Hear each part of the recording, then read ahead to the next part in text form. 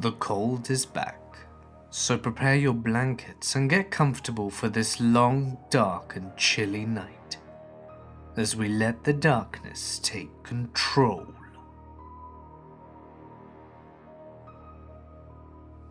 So my uncle is an avid outdoorsman, with a bit of hippie wanderlust. He did the Peace Corps twice, once in Kenya, and another time in Egypt. He's seen some stuff, some creepy stuff in those countries, including weird rituals and the aftermath of some murders. Anyway, he's an outdoor guy who always was best friends with a Native American fellow and would hunt with him in the traditional bow and arrow style just to be closer to nature. Hunt and gather from the wild and use everything up sort of attitude. He didn't take the modern world for granted. My uncle and his friend hunted deer, mainly in southern Ohio, in an area called Hocking Hills, which touches the Appalachian Mountains. A bit of the area's backstory.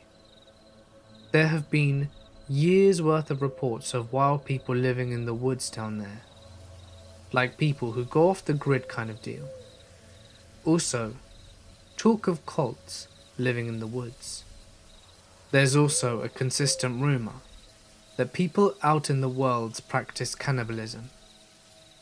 Rumor got invigorated by the reports of some backwoods person coming into one of the local towns, smashing a bunch of stuff, and later being diagnosed with advanced mad cow disease, but for people. Basically, a misfolded protein starts multiplying in your brain, and it eats away in your neurons, making your brain look like Swiss cheese.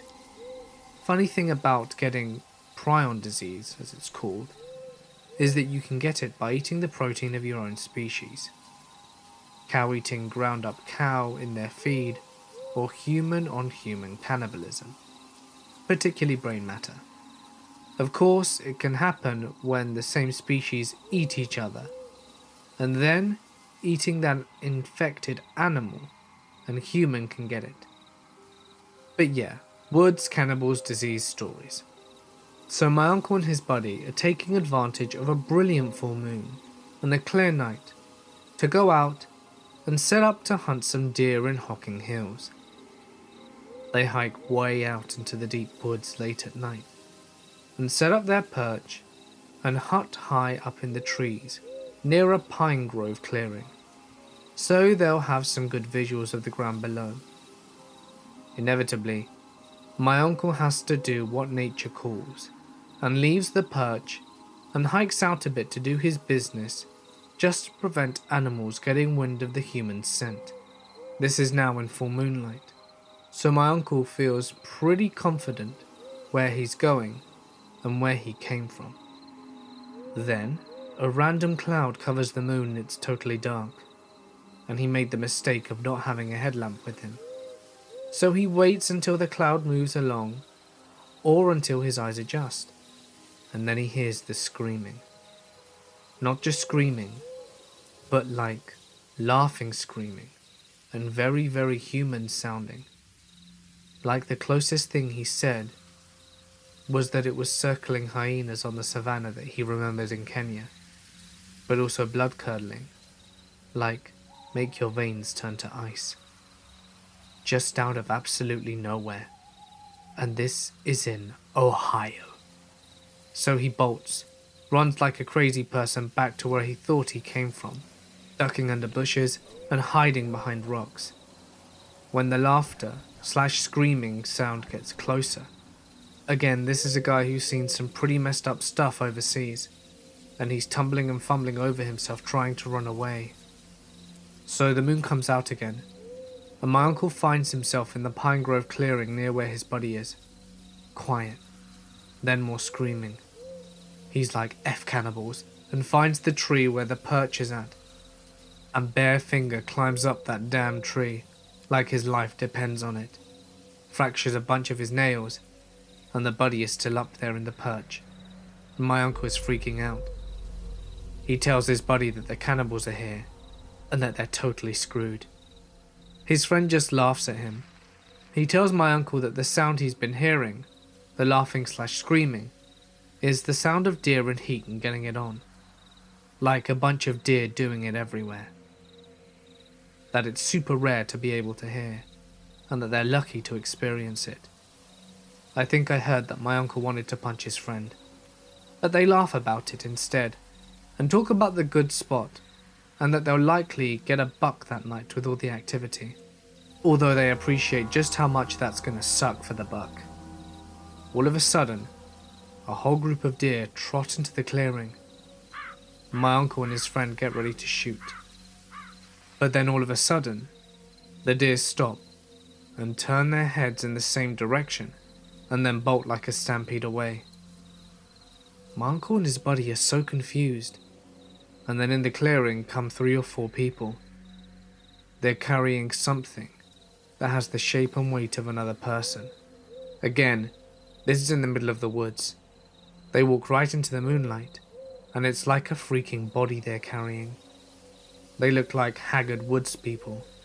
They have dark, purple stuff on their upper bodies, and my uncle goes to ask his buddy a question about if they're seeing what they're actually seeing, but before he can say it, his friend shuts him up by covering his mouth. The people walk away not seeing the perch. My uncle says that his friend gets real serious and starts counting his arrows. After about 30 minutes, my uncle's friend tells my uncle that they must not sleep that night and not to make much noise, then starts mumbling a soft native chant. They don't sleep, and no one returns to the clearing, and the sun comes up. Very sunny, clear day. They look around. There's nobody. It's very quiet.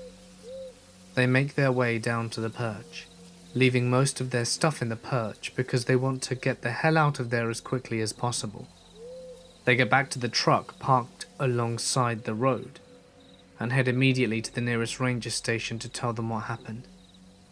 They both get the breathalyzer because, yeah, the story could have totally been the product of one too many Budweiser lights, but they're stone cold sober. They convince the ranger that something went down. A few rangers then go with them, back to check the clearing out, and for my uncle to get his gear. While my uncle and his friend are packing up the area, the rangers walk into the area, and then all of a sudden, they all get buzzing. My uncle goes to see what's up, and the ranger found a few blood spots that look like a blood trail. They do a spot check of the blood with their gearbox, and determine it's not deer, but rather human blood. My uncle's like, well, forget this, we're gonna leave the ranger in order for them to radio the station. So fast forward later that day when my uncle and his friend are back home relaxing a bit after the ordeal. Both guys are fastidious and clean everything to put away, and then my uncle said that his friend just stopped, dead cold, and then looks at him. He tells my uncle that he began the night with 2 quivers with 6 arrows each. He now only has 9 arrows. There are 3 missing. He for sure counted 12 when he recounted in the middle of the night, and shit went down. In their haste, they left the hunting gear all the way up the perch when they got down in the morning, but it was secure, like everything strapped into quivers and then strapped in the perch. So someone must have been watching them that morning and taken the arrows when they left. My uncle's friend promptly got rid of his bow and arrows after that, saying that he can't have them around anymore due to bad spirits. Even did a ritual with some of his tribe and my uncle, as they touched dark spirits and had to be purified. We later learned that the blood ended up matching some missing persons case. My uncle and his friend were questioned again. They never found any kind of human remains anywhere near where the blood was originally found there. They even brought in dogs from what I heard. Said missing person never became found again either.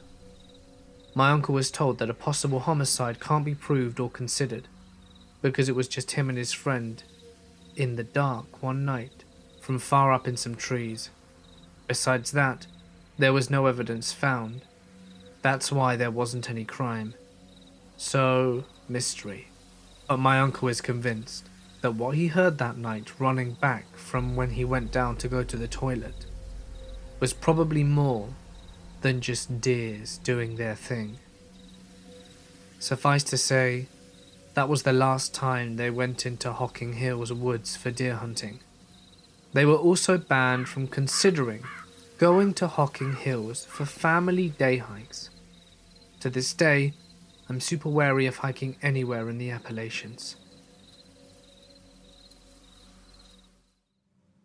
This is by far the most creepy thing that has happened to me to date. I usually feel fairly safe in my town, but this one incident has certainly awakened me to the fact that no place is perfectly safe. It was this New Year's Eve just gone, when my friend called me and asked if I wanted to go to the New Year's Eve festival at the beach with her and her boyfriend. Being the kind of person who normally just stays at home and does nothing special for this particular holiday, I of course agreed. New Year's Eve in my town holds a festival at the beach in celebration.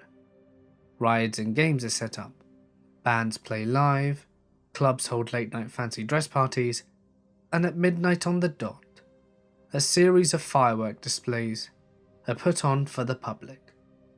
Normally thousands of people turn up, so the beach can get quite loud and crowded, but it's still a pleasant atmosphere all around. Before hanging up, my friend Jess asks me if I will pick up her and her boyfriend Tyler on my way to the beach. She also lets me know that one of our other closest friends will be coming along, and that we should go straight to her unit so that we can all walk down to the festival together. I told Jess it won't be a problem, and then go get ready. After about an hour I'm ready. I do not yet have my license, so I need to ask my dad if he will pick up my friends and drop us all off. He agreed, and it only takes about 3 minutes to drive to my friend's place, and then a further 10 minutes to drive to my other friend's unit. My other friend Hayley lives in a small 2-bedroom unit with her mother, and the unit is right next to the beach, and it only takes around 5 minutes to walk down to where the festival takes place. When we arrive, she is already outside waiting for us, standing on the balcony and enjoying the sunset. We all file out the car, making sure to thank my dad for dropping us off, and then head upstairs to greet Hayley. We all hug and begin catching up, as we hadn't seen each other for a couple of months. We all headed inside for about 10 minutes to grab a drink and catch up a bit more. Hayley's mother came out and spoke to us for a bit as well. At this point the sun had almost very well truly disappeared, and so we decided this was the perfect time to head down to the festival. The walk down to the beach was pleasant.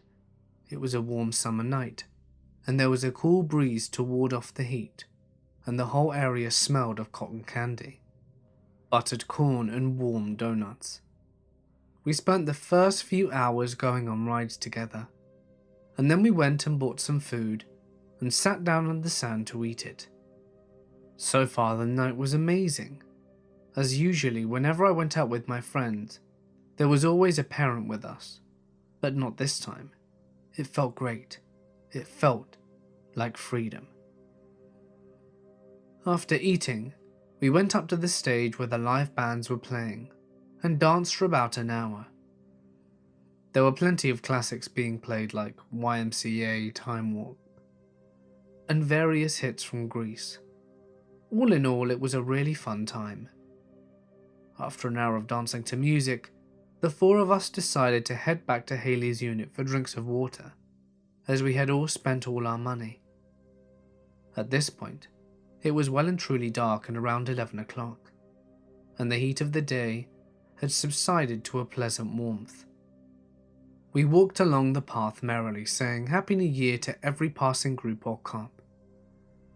A few partygoers on the 4th floor of the apartment complex shouted, "Hope you have an epic new year," drunkenly at us, and we laughed and wished them the same. As we walked further away from the crowd and the noise, the lights grew less and less. There aren't many streetlights near my friend's unit, and we were soon engulfed in a soothing darkness, with only the moon to light our way. It was at this point that I for some reason began to feel uneasy. It was too quiet for my taste. You know that feeling that you get when you're being watched? Or at least when you think that you are being watched? That exact feeling washed over me, and I subconsciously moved to walk in between Haley and Tyler, instead of walking on the outside of the group. I shrugged off the feeling after that, attributing it to the fact that perhaps my ears were just used to the loud noise of the festival. They were ringing a bit after all. We ran into another group of people that we knew from school along the way, and the feeling was completely forgotten. I had missed these people after graduation, and immediately struck up friendly, light-hearted conversation. We parted and made ways to Haley's unit, and climbed the stairs in.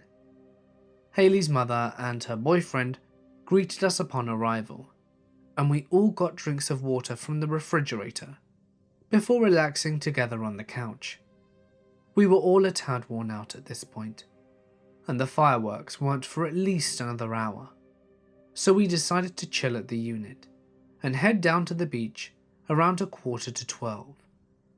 We all joined around and had snacks, and then Haley asked if she could sleep over at my place. I ring my folks to make sure it's okay with them, and they give me the okay. My parents love having Haley over. She's a very well-mannered person and likes to help out where she can. At 11:45, we all leave the unit and begin heading down the beach. We only get about a minute down the road before Haley says that she has forgotten her pain medication for her bad knee, which she is supposed to take before bed. At this, Jess seems a little annoyed but reluctantly agrees that we should go back so that we don't have to make another trip back before the night ends. We head back, and the whole way Jess seems to be a little distant, like her mind isn't on the conversation at hand, and she's more focused on something else. I am the most quiet and observant of the group, so I notice her silence quite quickly, since she's usually quite a chatterbox. I ask her if she's alright, and she just says, "Of course," and so I simply leave her to her thoughts. Perhaps she was just pissed that we had to go back and get the pills. Upon retrieving Haley's pain medication, we head back out again, and this time Jess suggests that we walk on the other side of the road. It's more well lit, and there are parents with children on the playground. We think nothing of it and agree, as both Haley and I have poor night sight, and a bit of light would be rather welcome. When we are halfway across the road, Jess mutters to me, "Don't look behind." My first thought is that maybe there is a drunk person with their pants down, urinating against a wall or something. But then Jess adds to the whole group, "Walk faster." I begin to feel uneasy, and immediately we all obey her request, knowing that whenever Jess tells us to do something seriously, it's usually for good reason. Word goes around the group to not look back, and despite the nagging human instinct to look, I trust Jess. When we are across the road, I ask Jess what was wrong, and what has her so on edge. She replies, "There's 3 guys in black hoodies following us. I recognized them from earlier." Earlier? I think to myself, puzzled. And then Jess explains that she saw those same 3 men when we came from the unit from water earlier. A chill runs down my spine, and I realize that my sense of being watched probably came from those men. What made me even more creeped out, though, is the fact that they had waited for us to come out. Unable to resist, I glance sideways out of my peripheral vision, and my heart hammers into my chest when I notice the 3 men. They are indeed rather pointedly following us and having their zipped hoods all the way up to their chins. This would not be so unusual if it weren't for the fact that it was quite hot at night and there would be no need for a hoodie or any other kind of jacket. They were also wearing bandanas over their mouths and noses, and I couldn't make out either of their facial features, and this scared me. Jess prompts us to not look again and suggests that we walk even faster, so we do so. Despite the fact that Haley, Taylor and I are all tall and strongly built people. I should mention now that we're 18-year-old females, and despite my build and reasonable strength, I understandably wouldn't want to tangle with 3 big, unknown men, dressed in all black with bandanas covering their faces. It crossed my mind that they probably thought we were good targets. Jess was short and thin. They most likely heard that Haley needed pain medication, and I walked with an obvious limp, as I have arthritis in my right knee, and Tyler had his hands full, being the pack yak, as they call it. Despite Jess's instruction, I can't help but give the occasional glance at the men, and of course they continued to follow us. They had even increased their pace to match ours, and kept looking over at us. I think they meant to intimidate us, as they made it quite obvious that they were staring. I ceased to look after realizing that they could probably tell we were keeping an eye on them, and instead opted to use my keen hearing to make sure they stayed across the road. I wasn't fond of this, as they could have had a knife or gun or anything. If they suddenly sprinted at least, we wouldn't be prepared. But I didn't want to provoke them more by staring. I am not a fast runner, and my stamina leaves much to be desired. At this point the path ends and gives way to bushes and shrubs. The brushland is quite easy to go around, but doing so would mean going closer to the unknown men following us, and none of us wanted to do that. So we all make an unspoken agreement to take a shortcut through the bushes. The bushland doesn't go on for very long, and it would take us straight to the festival where we could quite possibly lose these men. We head into the bushes, taking care to stay together, and watch for snakes, as summer is the season when the snakes like to come out most, especially at the beach. It's Snake City. About halfway through, we all recognize the sound of dried grass and leaves crunching underfoot, and then we hear rapid, heavy footsteps. We all broke into a sprint, not daring to look back at that point. We didn't have to look to know that those men were chasing us, and their confidence of going after 4 fully grown teenagers pretty much assured me that they were armed with weapons of some sort. We were not armed with anything, and quite frankly, we were all so spooked that we couldn't think straight. Our only instinct was to run as fast as possible. We made it out of the bushland, raced across the park, and slowed to a jog when we reached the crowd. We didn't stop though, but we steadily slowed to a hurried walk. I looked over my shoulder and recognized the 3 unknown men lurking across the car park. Moonlight glinted off the surface of a metallic object in the taller one's hand, and I immediately felt ill. We hurried down to where the biggest crowd was, gathering on the sand in preparation for the fireworks, picking a spot between 2 large groups, and we settled down and caught our breath. Funnily enough, all 4 of us have asthma, which we often joke about, saying that we found each other and bonded because of it, and we were all panting quite heavily. Tyler and I have it a bit worse than Jess and Haley, and you could hear us wheezing as we panted.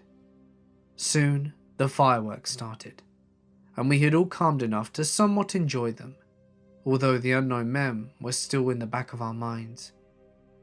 Our original plan had been to leave before the fireworks were finished, so that we could avoid the big crowds, but instead, we opted to leave with the crowds, and we walked down the road to the bigger car park where my dad was going to pick us up, making sure to stay around people.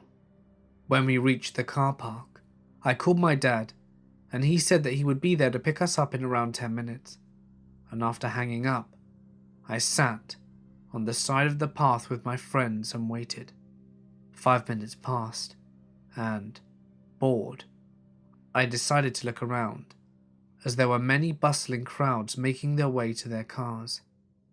There was a bit of a traffic jam too, as many cars were trying to leave at the same time. I looked across the road and realized, with a jolt, that 3 men in black hoodies were just there, half hidden behind a tree where there was no light. Even though I couldn't see their eyes, I could tell they were staring right back at me. They knew I'd spotted them. The taller one discreetly showed his knife, waving it a little as if to taunt me. Then he raised it to his throat and made a slow mock slicing motion. I quickly told my friends and we moved to a different spot, making sure to stay in the light and stay in sight of people. My dad arrived shortly after, and we quickly climbed in the car and none of us spoke a word of what happened. And since then, I haven't had any issues with anyone following me or my friends. It still gives me the creeps though. Whoever those men were with their intentions could not have been good. My father is a logger, specifically one who operates a tree saw, which is basically a giant machine that is capable of cutting down massive trees and cutting them to specified lengths, which means he spends a lot of time alone in the deep forest. The way my dad's logging crew was set up is that he would be told where he was supposed to cut down trees, and he would go do that and be paid based on the amount of trees he cut, not on how long it took him. So my dad used to work 16 to 20-hour days constantly to try and get as much done as quickly as possible, and then the rest of the crew would come clean up the trees and ship them to the mill. He used to work around 50% of the time alone, and the rest of the time with another tree saw operator called Renee. He would use radios to communicate back and forth when they were working together. So anyway, my dad and Renee were put on a new job site, and about 10 days in, everything was going as planned.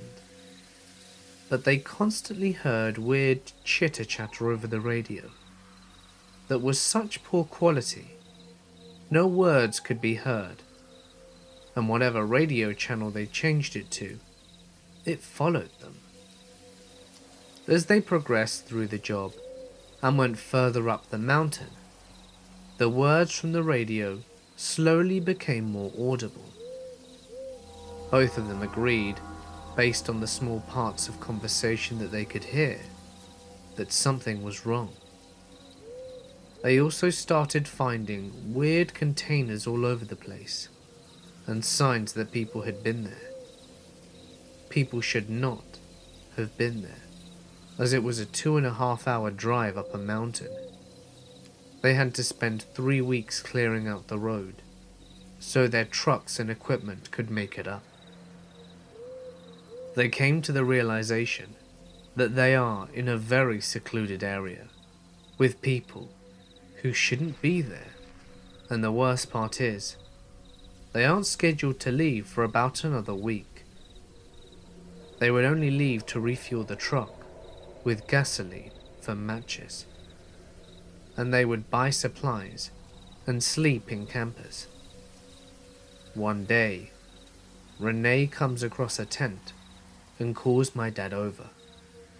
They investigate the tent and find one lone sleeping bag and a duffel bag.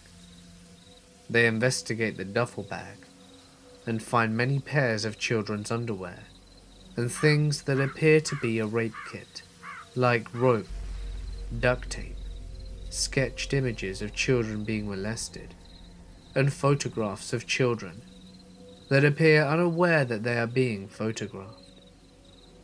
In the tent, they also find a small amount of food, which includes canned goods and an apple, which proved that the tent had been occupied recently, because there was no mold on it. They are now alone on a mountain with, at best case scenario, is a really messed up individual.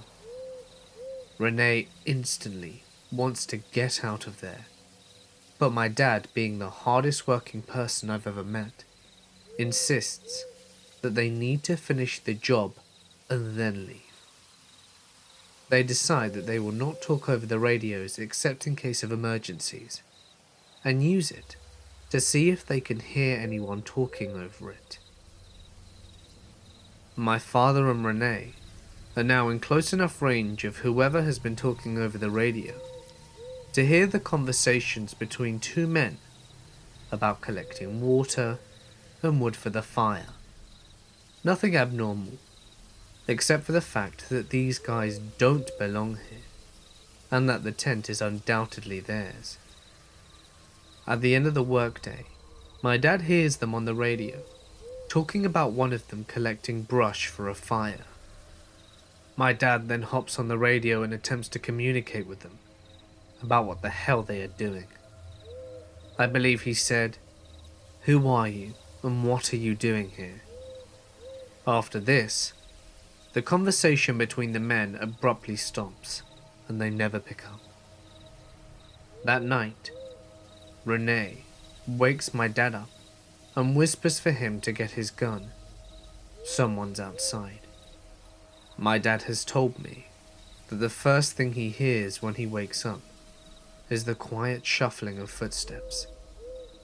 My dad fumbles for his gun and finds it, but realizes that he doesn't have it loaded and has next to no idea where his rounds are, and Renee has nothing. And the thought of calling the police is absurd for multiple reasons. They hear a jiggle on the doorknob, and it opens. The camper is far enough off the ground to where you had to jump in, and there is no ladder or footstool. It just stays open, and neither my dad or Renee move. They hear scratching right outside the door though, and after 4 minutes of scratching, my dad can no longer take it and nods at Renee. He quietly gets up and walks towards the camper door, and the second he reaches it, he is met with an intense pain across his right eye and to the left of his cheek.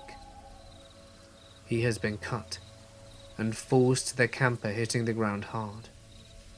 A man with a knife gets on top of him, and he is soon being kicked in the top of the head by a man behind him.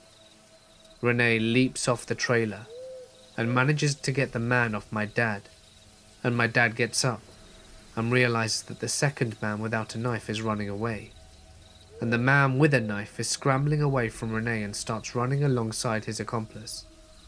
My dad and Renee get into the truck and drive to the nearest hospital to treat my dad's cuts, and later report the events to the police. They both quit their jobs, and 2 weeks later, as the rest of the logging crew was finishing up the job, one of them was found gagged, bound, raped, murdered, and thrown into a ditch. No one has been convicted of these crimes. To this day, my father can hardly see out of his right eye, and the pupil is disfigured and looks more like a cat's eye than a human's. He suffers from PTSD and hasn't slept a good night's sleep since. I am a fairly small girl, although I pretend my 5-foot-tall self isn't afraid of anything. I have facial piercings and brightly coloured hair with an attitude to match. I started working at a gas station in one of the smaller areas of my city in March of 2013. I was 19 and absolutely loved my job. I had lovely regulars and one or two creepy late-night visitors every so often, but nothing I couldn't handle on my own. Shortly after, I started work at an ice cream shop and a barber shop, both owned by the same family, opened up in the same plaza. Super cool, right? One day in summer, the barber came over to the gas station, drove over one of the gas tank covers, and sort of flipped, leaving the pipe leaking down into the tank exposed. Because the gasoline is stored in huge tanks underground, any opening in the pipes leading to them is a hazard for many reasons: sparks, rainwater, etc. And of course, knowing the risks, I was worried. I walked out with him to the crowded parking lot and noticed he was looking at me funny. He said, "You look good today," which I shrugged off as a genuine compliment. Careful not to give him the wrong impression, I just nodded a quick thanks.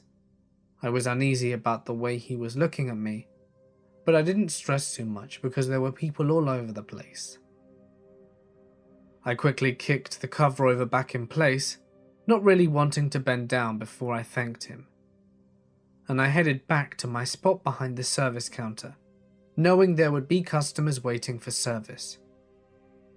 He came back in a short while later with a bowl of ice cream from his other shop and placed it down on my counter, saying, "I'm sorry for pulling you away from work. I was just worried about someone getting hurt." I smiled and thanked him, moving the bowl over to the other side of the computer. I went to get my wallet, and he promptly refused, saying all I needed to give him was a kiss. I laughed, thinking he was just harmlessly joking, like most of my elder clientele. And I joked, saying, "No kisses, but if I could, I would give you a hug," just assuming he knew about the rules of my workplace, as well as general not being a creeper. Following the little exchange, he told me there was some mixed up chocolate bars on the outside of the counter, as well as a couple of empty boxes. My work was always very picky about the display at the front, so without thinking, I immediately went over to fix them. I felt his hand graze my behind, so I quickly stood up and stomped my foot on his, saying, "I think it's time for you to get out of my workplace and go back to your own." I quickly made my way back behind the counter, and he thoroughly apologized, saying something about how he was just adjusting his apron and that he would never do such a thing. I started to feel a little like I'd overreacted, until I realized it was absolutely impossible for a vehicle to flip the tank cover. It clicked in my mind that the covers are made to be driven over, like the sewage drain covers, and that without some serious force, they would not move unless lifted with the gasoline delivery pickaxe thing. The barber had obviously kicked it in to get my attention, and I repeated my requests for him to leave me alone, and he grabbed my arm. He said it in a very menacing sort of way, that I would have an affair with him, before smiling and walking out the door. I threw out the ice cream right away, not having touched it, and went back to my business, trying to keep myself calm. The next couple of days went by without incident, but the third night he started to drive by after I'd closed and locked up for the night. As I was counting my cash, he would blow me kisses and wave weirdly, or sign that he was offering me a ride home. I always pretended not to see him, but I began to call people on my phone every time I had the closing shift. It escalated when I thought I saw his vehicle parked out back by the garbage bins, light off, and in the dark, with someone sitting on the driver's side. I called the police and explained what had been happening, telling them I was afraid for my safety. They came quickly and found out it was just some kid smoking dope in a vehicle that just happened to be the same make and model as his. But I felt better knowing that they had been made aware. After the police report was filed, he didn't bother me for a couple of weeks. Thinking it had stopped for good, my boyfriend took me over for an ice cream date, after checking to make sure he wasn't in for the day. The next night, I was with my friends about 5 minutes before closing. He stormed in, practically threw a bowl of ice cream at me, spitting, "Have a great night," and angrily rushed out. I was very confused and scared, wondering if he knew we'd gone to the shop. The next day, he walked by the pumps and looked around at each camera, and then back at me with a smile and a wave.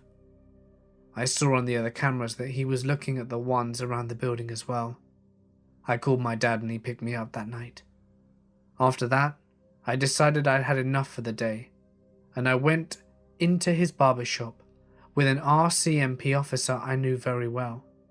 I told him he was no longer welcome on the gas station premises, and that if he came back when I was inside, the police would be notified.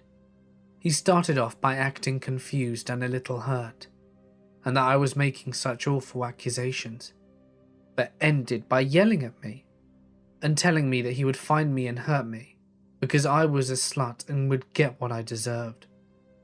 I was scared because besides the one small joke I made it clear to him that he was not welcome anywhere near me. I quit my job shortly after that and haven't hung around the place besides the time I need to stop in and get gas in a rush. A few weeks before I quit my job though, whilst the creep was hanging out, another man walked in. Noticing I was uncomfortable, he waited for the creep to leave before asking me if I was okay. I smiled and said, "Yeah, of course. What can I get for you?" He told me he could start by telling him the truth. He slid me a business card across the counter, and I looked down and I saw that it was a police information card. I looked up at him, and he smiled and he said, "Give me a call to my extension this evening when you finish work. I work around here, so if anything is wrong, I would feel better being informed so I can keep an eye out." I thanked him profusely, and he went on his way. Later that night, I called and filled him in, but asked him not to file a report because the police had already been notified prior to my phone call to him. The next day, he came over to my house to take another statement and give me information for what I should do, like press charges or try for a restraining order, as well as give me case numbers and other pertinent information about the creep. He met my dad, and they talked about being a police officer for a while, and then we all sat down to discuss the situation. My laptop background was a slightly sexy Halloween photo of my boyfriend and I, where I had my leg up a fake gun and was dressed up as a sexy Eagle Scout. I completely forgot what my background was since my laptop had sat unused for a couple of weeks, and he made a lewd comment about not wanting to see any of my homemade videos that my boyfriend and I had made. It made me feel quite uncomfortable, but I shrugged it off. I quickly opened a Word document and wrote down what he told me, whilst Googling the barber and giving him information on what I was finding. It turned out that he was in a lot of trouble for fraud, theft, and a few other things. After a few weeks, I told the barber to stop coming into the store, and it led to a rather huge altercation at his barber shop, so I decided to just drop it. It wasn't worth the anxiety it was causing me, but I kept talking to the police officer, who would drop into my work or send me a text every so often to ask me how I was doing, and if everything was okay. I appreciated his concern, since it made me feel like I could count on him if I was ever stuck, you know? A few months later, he sent me a text asking how I'd been since leaving the gas station, and how school was. He told me it had been so long he didn't remember what I looked like. I just said, "I'm still an angry punk rock metal lady." And he said, "Aw, send me a photo." I felt really uncomfortable, so I never replied, deleting the conversation and going about my daily activities. I didn't hear from him for a while, about November, to shortly before New Year's. It was just before New Year's Eve, and I was on my way to a doctor's appointment to confirm some pretty sad news, when he sent me a text asking me what I was doing for New Year's Eve. I didn't reply then and there, but a few days later, after New Year's, I told him it was good, and he asked me if I'd gotten lucky. I told him that was inappropriate and unacceptable, to which he responded, "You know, you'd be a lot less grouchy if you got laid regularly." The way he said it, along with a winky face, made it obvious he was insinuating that I go to him for that. I was so angry and scared, since he knew where I lived and worked, as well as where I went to school. I deleted the conversation and blocked the number. I called my boyfriend that night and cried about it to him. And he gave me a ton of shit for not being smarter and not keeping it. I even tried calling Apple in California to see if they could do anything to retrieve the texts, since they're all stored internally anyway. Of course, they refused because of privacy issues, but at least I tried. I saw him again in July, after a disastrous night at the bar. I was walking down the street with my friend, and he was at the end of his driveway. He asked why I never text him anymore, and I just sort of gave an excuse and hurried away. She looked at me at once, we were in a safe place, and said, "You don't even have to tell me. I can tell by the look he gave you. Promise me you won't walk down that street anymore alone." It's quite unsurprising that after all this crap, I'm having serious trust issues with new people.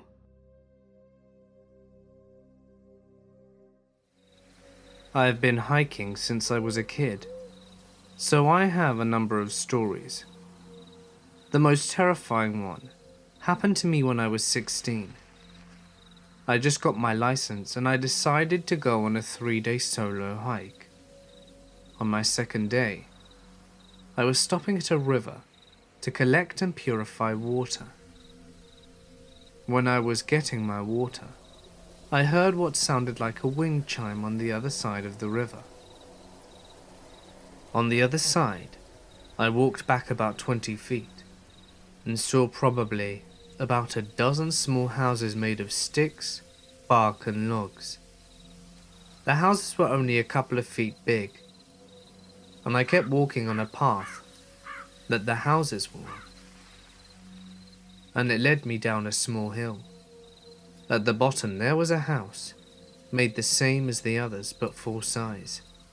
Attached to the front were the wind chimes. From afar, I saw animal pelts, and I assumed the guy living there hunted them and just had the pelt on display. But when I got closer, I saw they were whole rotten carcasses. I got out of there, grabbed my bag, and hiked through part of the night just to get away as quickly as possible. I couldn't really sleep. I kept hearing the wind chime. I think it was all just in my head. The next morning I still had a whole day's hike until I got to the end where the rangers were. And when I got there, I told them what I saw and pointed it out on a map. They told me that they would go check it out, get rid of everything that was authorized, and if anyone was there to kick them out. They thanked me and left. I know some rangers at different parks, and I know they carry guns. I assumed they went there armed and dealt with whoever was building there. I haven't been back to find out what they discovered, and I don't want to risk it. A few years ago when I was 19, I was coming home from watching the fireworks display on New Year's Eve. It was 3 a.m. when I reached my safe, family-friendly, nothing ever happens neighbourhood. I'm from Sydney, Australia, and live in a posher and wealthier area.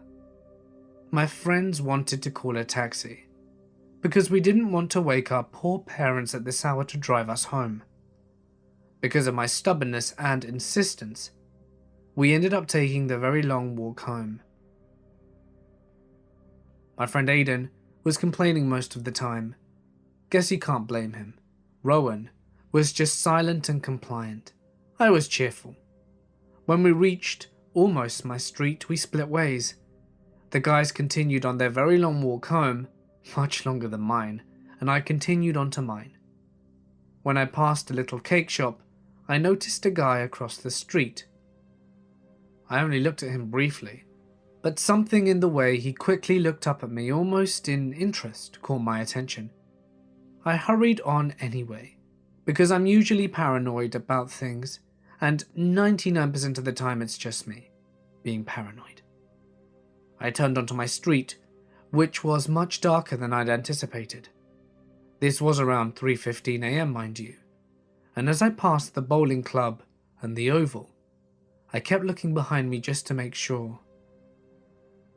It was getting quite cold and dark, so I started feeling creeped out, but there was no one behind me. No one anywhere I could see anyway.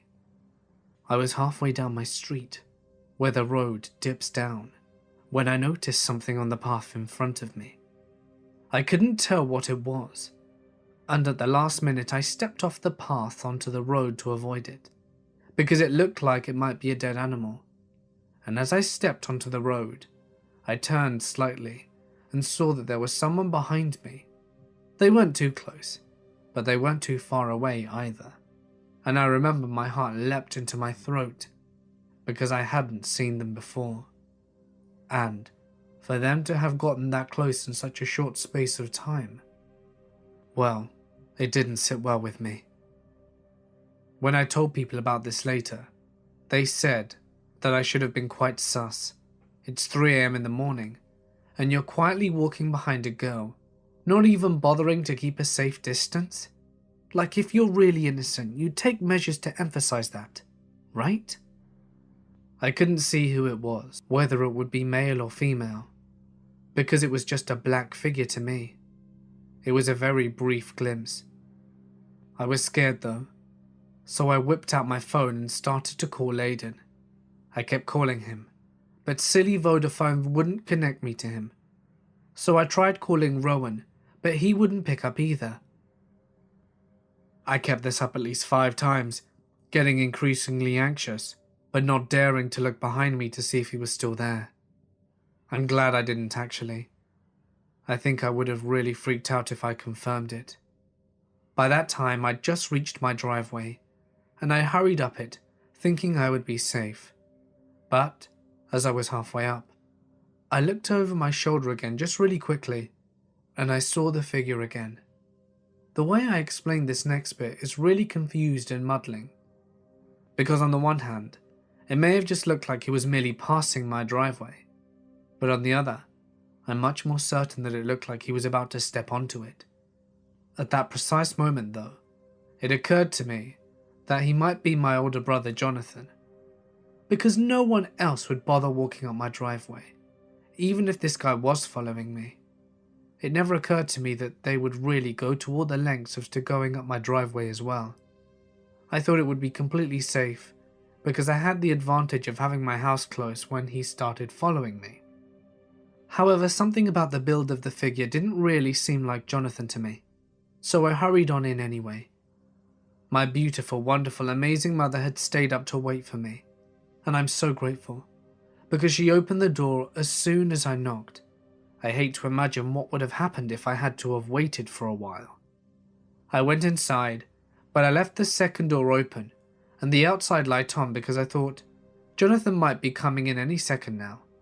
But my mum was like, "You can turn them off. He came back 2 hours ago." I did get a little creeped out by then, but I just dismissed the thought because we are all so quick to think that we are always so safe. I closed the door, shut off the light, and went to grab a drink of water.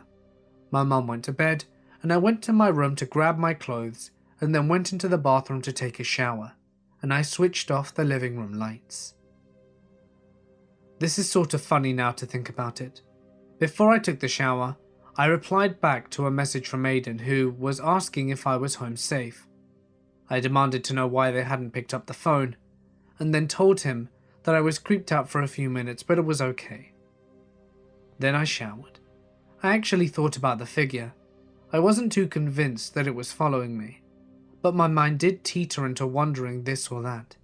In any case, I remember thinking that it was okay because I was safe now. Then, near the end of my shower, I heard something at the window. It didn't sound like the usual creaking or bumping of an old house.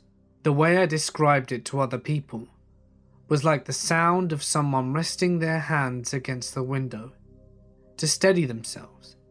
It sounded really unnatural, I know, because it caught my attention straight away, and I immediately jumped to the possibility that there might be someone outside. And I know that only a really strange sound could make me do what I did next, which was turn off the water and crouch under the window, hiding and waiting. I waited for some time, too scared to move for a few minutes, but there was nothing. So I gingerly crawled out, still too scared to stand up properly, and I switched off the bathroom lights. But then, it was impossible for me to dry myself and dress myself. So I turned on the heater light, which is much smaller and dimmer, but as I did that, I noticed at the window there were very small blue lights. That certainly didn't belong there. The only way I can describe it, it was almost like the keypad of a phone was lit up. I was so scared, but I switched off the heater light as well and backed into a corner, my towel wrapped around me, and I waited. It seemed like a long time that I waited. I was too scared to unlock the door and move because I knew it would make a lot of noise. And as I waited in the pitch darkness, several blue lights came on outside the window.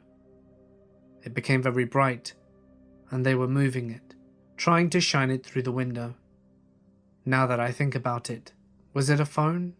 I'm not sure. But that did it. I practically bolted for my mum.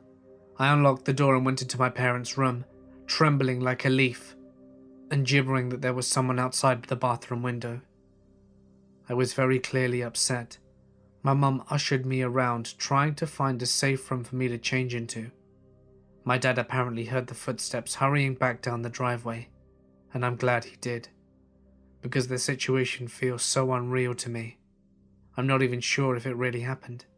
Maybe I imagined it, but this is all confirmation that it was not my imagination. I was so shaky. I slid into bed and couldn't sleep the whole night until morning. And even when it was morning, I was terrified, especially when I heard Dad leave the house and go into the backyard. So that's my lesson learned. I'm never walking home at night again. I'm even a bit worried during the day.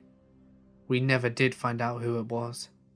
People wonder if it was the same person I'd passed earlier, but I don't think so. My brother doesn't think so either. He says that it may have been someone lurking at the oval, who came out of a little hole as I walked past the supposed dead animal on the path, because of how suddenly he appeared behind me. Please don't go walking home alone at night, girls. It only takes one moment for you to be in the wrong place at the wrong time, and it can go very wrong indeed.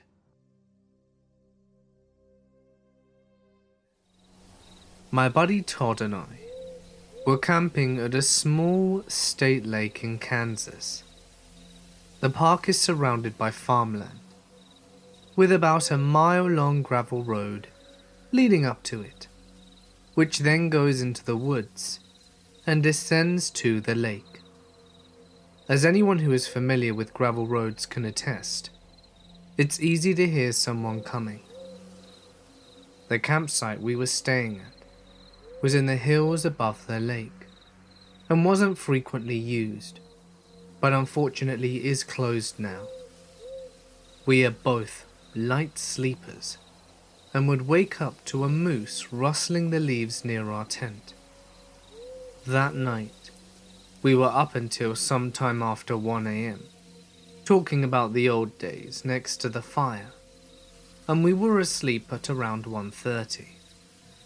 We don't like to drink in the woods because it dulls our senses, and we slept somewhere restlessly and woke up to every tiny sound that night.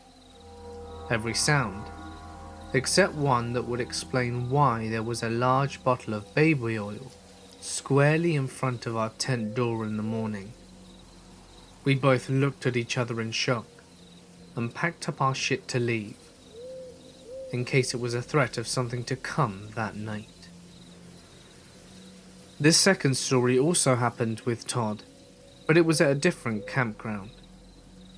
We used to like to renegade camp, which is a term we made up about camping places that we weren't supposed to be in.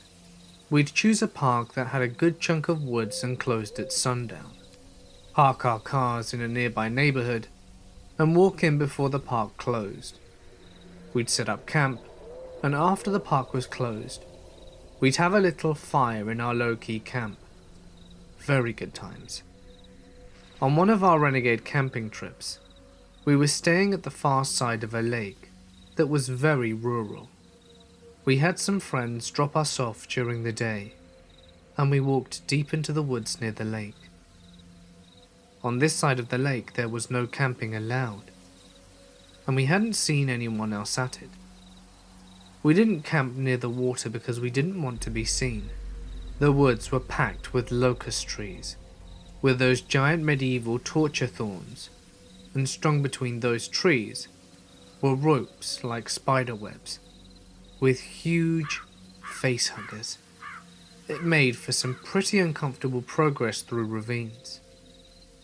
By the time we set up camp, we were pretty jittery from the hike, and a little bloody from all the thorns. When we finally made it to bed that night, we still had the creepy crawlies, and felt like there were spiders on us constantly, so it took us a while to get back to sleep. At around 3 a.m, I was awoken by a hard, flat slap right across the middle of my bare chest. I woke up shouting, "What the hell?" And Todd was screaming, "Spiders! Spiders are everywhere, they're all over us!" And he started frantically trying to get out of the tent, whilst wildly swinging around to get the spiders off. He was brushing his body like they were all over him, and taking wild swings at his sleeping bag and mine. I was freaking out and flailing at everything, trying to get a flashlight to see what the hell was going on. He managed to get the tent door unzipped, and had taken 2 steps in his tidy-whities, and I started yelling, "Todd, you're gonna run into the thorns!" And then he stopped and turned around and slowly said, "Mike, why am I outside the tent?" Like, what the hell? You said there were spiders, I thought. And he replied in a very calm voice, "They're gone now," and turned and slowly started getting back into the tent.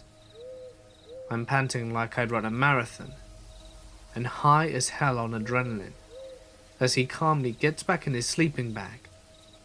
I shook him and said, "What the hell? What was that?"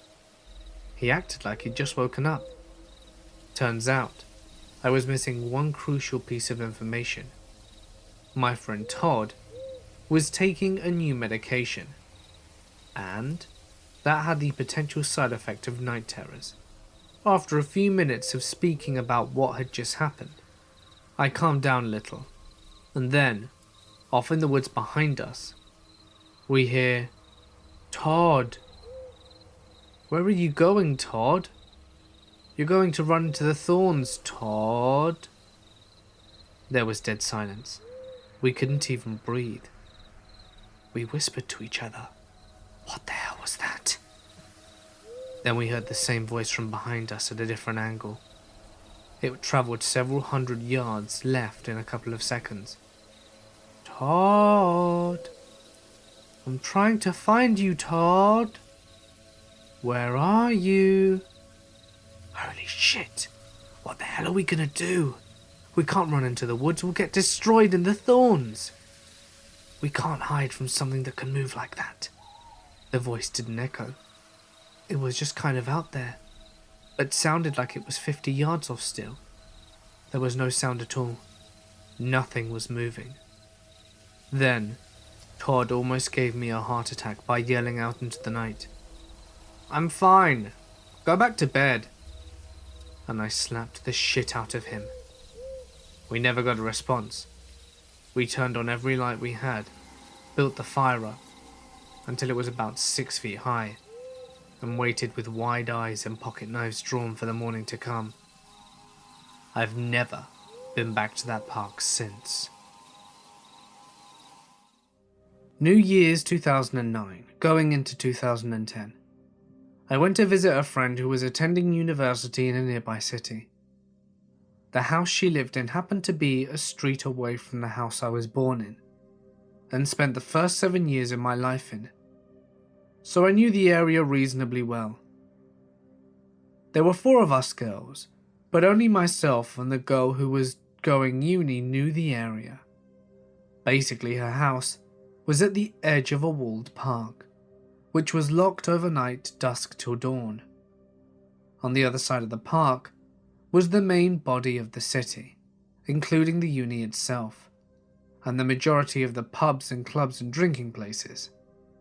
To get from one to the other, you'd have to go around the park, which for the most part is reasonably well lit. We'd spent the night out over New Year's and we'd all gotten pretty drunk. The token lightweights were smashed.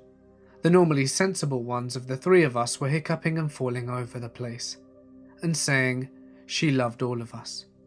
The uni girl was the usually messy drunk, but she seemed to be holding herself together, though she and I were also stumbling and noticeably drunk anyway.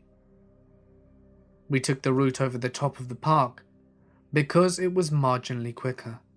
As we walked along, we passed the opening of a back alley, where we saw a man just standing in the middle of the lane about 30 yards away. He wasn't on his phone, he wasn't with anyone. He was just stood stock still and dressed in dark, nondescript clothes, directly in the middle of the empty alleyway just facing us. Unigirl and I clocked eyes, and both of us knew something was up with this picture. Sensible girl drunkenly decided it would be a great time to yell Happy New Year at the top of her lungs and enthusiastically wave at him. Unigirl and I dragged her away from the alleyway and quickly marched both of them onwards. The Unigirl asked me if he was following us, and my heart stopped as I turned my head and saw he'd left the alleyway. We sped up. Now Unigirl and I realized the predicament easily. We were closer to the front entrance to her house. It was terraced, so a huge row of connected houses. But that could mean that the man, who was casually walking behind us, but definitely gaining, would almost certainly know where we were staying and which house my friend lived in. We decided to take the risk to go around the back, and luckily lost him before we got to the alleyway entrance, so he wasn't 100% on where we'd gone, or into which house we'd go into. Uni and I got the sensible girl and the lightweight settled down, and began sneaking looks out the front window curtains, only to see him walking up and down the road on the other side, quite obviously peering into windows and looking at lights that were on in the houses. Our skin crawled, so we phoned the non-emergency police number and told them what happened. They sent a car around the block, and we saw the dude quickly disappear after that. The next morning, we told the other 2 what happened. They had no clue the danger that we'd been in. We had the TV on in the background and the local news came on. A girl had been separated from her friends whilst drunk the night before, and had been attacked and raped in the same road we saw the man in the first place. Collectively, we were shaken by what could have been. The second part occurred when I happened to move back to the area in 2014. By then I'd totally forgotten about this episode, so I was trying to settle into my job, which had brought me back to the area. I was again on the other side of the park, this time at the bottom, and my new house was a few roads back from where the uni girls had been. So I basically would walk this same road every day to and from work, through the park during the daytime, and along the lower wall of the park at night. I would work late on some days, with my hour rota until 11 PM, but often I wouldn't leave to walk home until 12, 1 or even 2. It was a shit job. They kept putting me in on Friday and Saturday nights, which I didn't mind at all, but then 2 Saturdays in a row, I felt like I was being followed by someone. Though both times I was able to go into a shop to lose them, or to get a friend who lived on their way to come outside their house and chat with me, until the person following me turned around or went a different way. I wasn't rotated for weekends for a little bit, so it didn't escalate. And it didn't happen on weekdays, so I thought I was being paranoid. A couple of months later, however, I stayed late at work on a Friday again. It was around 1:30. I was exhausted and ready for bed. I was sleepily wandering my way home, not really paying attention to my surroundings, when a man from the other side of the road crossed towards me. I was immediately alert, wondering what he wanted. He asked me if I had a light, but I said no, I didn't smoke, and kept walking. He kept going in the opposite direction behind me, but then I heard his feet turn and his footsteps follow behind mine. I just kept walking. Maybe he was going home for a light.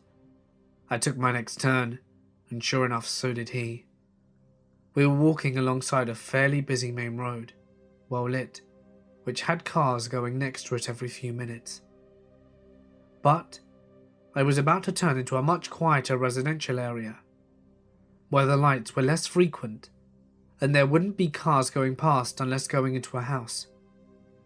Not wanting to be paranoid, I decided to do a test on whether this guy was just innocently heading home or actually had another purpose for turning around behind me.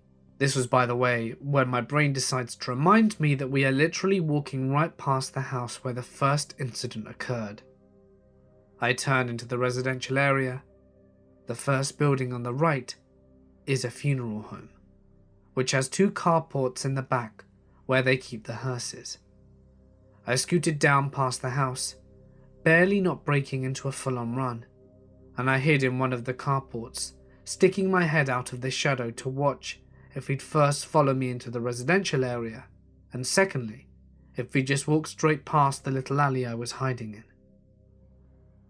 Sure enough, he turned into the residential area. He walked halfway across the alley opening, then visibly began searching for me in the 2 directions I could have gone. If I'd have kept walking, I would have been very visible. Instead, he gave up after a few seconds of just walking back and forward. He shrugged his shoulders and began walking back from where he came. I went home, shaken by what I'd seen, and asked my bosses if I could possibly not work late Fridays and Saturdays, because I'd been followed recently on 3 occasions. Their response was that it would not be possible to get preferential treatment, and so, if I wanted to be safe, they recommended I take a taxi, which they wouldn't pay for and would cost me an hour's pay for a 2-minute drive, as I lived only a 12-minute walk away from my workplace. Needless to say, I quit shortly after. Last summer, my boyfriend and I went camping in some nature preserve in Pennsylvania. I can't remember the name of it. It was pretty primitive camping. No cell service, and we saw 2 other people there in the entire place. It was huge, so it was pretty empty. My boyfriend immediately said these 2 people seemed off to him right away. I don't know if they had anything to do with what happened that night, but I'll describe them. The first person was a woman who had her truck parked off the trail and had the hood open. I don't really notice these types of things, but my boyfriend said it looked to him like she was waiting for someone to pull off beside her and offer to help with her truck. Normally my boyfriend is the type to at least offer to call someone, but he said that she skeeved him out. He didn't even want to draw her attention more than was necessary. The next person we saw drove by several times whilst we were setting up. He just kept driving by slowly and looking at us. I didn't even notice though until my boyfriend pointed out that he'd already done it twice before. Whether these 2 people had anything sinister going on or not, the real story has to do with what woke us up at around 3 a.m. It was incredibly loud and sudden. I couldn't describe it or even compare it to anything, but my boyfriend said that it sounded similar to a chain gun revving up, or someone using a large tool to scrape gravel. My boyfriend jumped up and looked out the little window of the tent. The sound happened again, again, and again, and it was getting noticeably closer each time. I was about to piss myself, but my boyfriend told me it was probably miles off. I didn't question this because loud noises can be heard from miles away, right?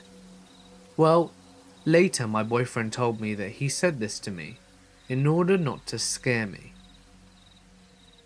It really sounded like it was coming from right down the little dirt road. At one point, he said he suspected it was right in front of our campsite. The only reason he didn't tell me to get out and dart for the car was because he would be afraid it would be someone trying to scare us out of the tent for some dreadful reason. When he whispered, I should have noticed he was whispering and knew something was wrong, since otherwise he would have just spoken normally, right? He would have told me to go back to sleep. However, I couldn't because every little sound I heard outside I thought was someone sneaking up onto the tent. Eventually, my boyfriend told me to get out and help him pack up. It was about 20 minutes perhaps after the sound stopped, and he held onto our only weapon, a machete, in front of him. It was a full moon, so we didn't need a light, and while we were packing quickly, I noticed an empty beer can close to our dead campfire.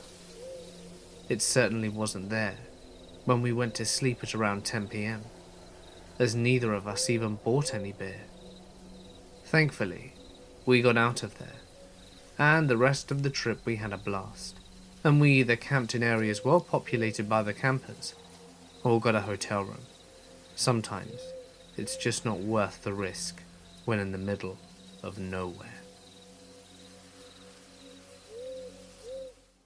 When I was a kid, hiking along a coastal national forest area with my friend and his dad, I went alone down an overgrown side trail to pee.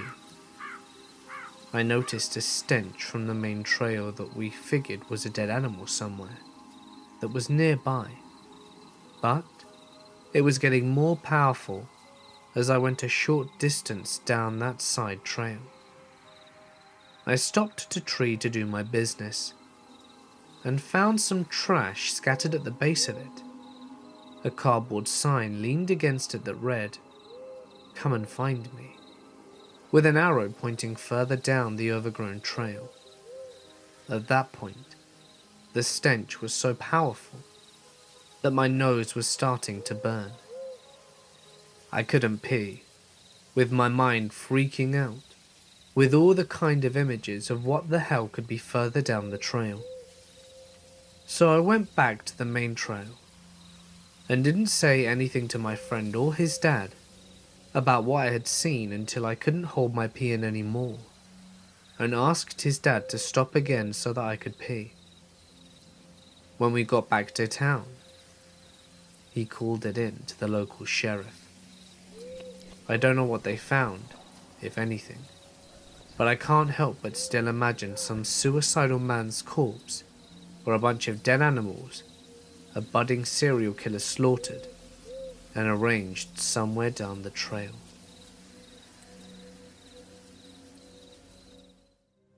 I've had my fair share of creepy people throughout my life.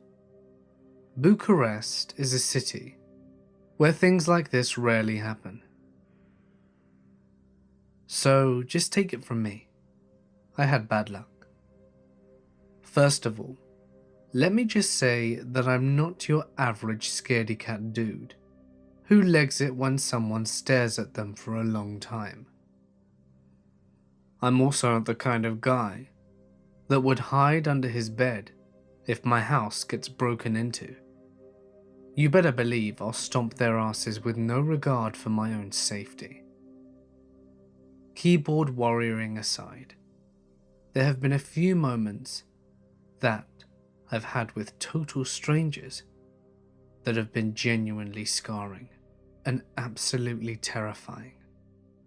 I'm going to be talking about the most messed up situation that I've ever been in my life, and I profoundly hope that it never happens again.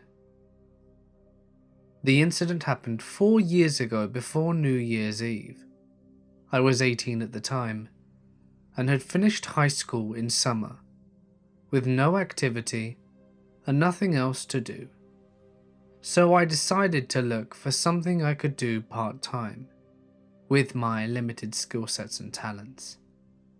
The only thing I was remotely good at was playing video games and boxing. My mum found out about this casting job in a newspaper article, back when she didn't know how to browse the internet. And she called and set up a meeting, without really talking to me about it. I decided to just play along, since I was searching for something anyway, and casting in some shows seemed like an awesome choice. I'm 6'1", and I was skinny at the time, so I figured that they would make me wear stuff like a clothing model. Needless to say, my naivety got the best of me, and I didn't realize that things did not work that way at all. I got to the casting studio, and the place was a total wreck. It was in some run-down building at the edge of the city. No windows. The bricks in the walls were cracked, and the withering vegetation was getting a hold of the whole place. It was also strange that there were no people around. But I figured that since this was the city's edge and all, then it should be a normal sight. I realized that there was no front door, so I went down some stairway on the far end of the building, which led me to a rotten wooden door. There was no handle or anything, so I didn't even know if I should try and push or pull it with the tip of my finger somehow. I decided that it must be the wrong place, so I called their number, which my mum provided me with, and somebody answered. It was, well, she said she was a woman, but I thought she was a man at first. See, she had such a low-pitched voice. She was very sweet and patient with me, and told me that this was indeed the building, and that I should go in.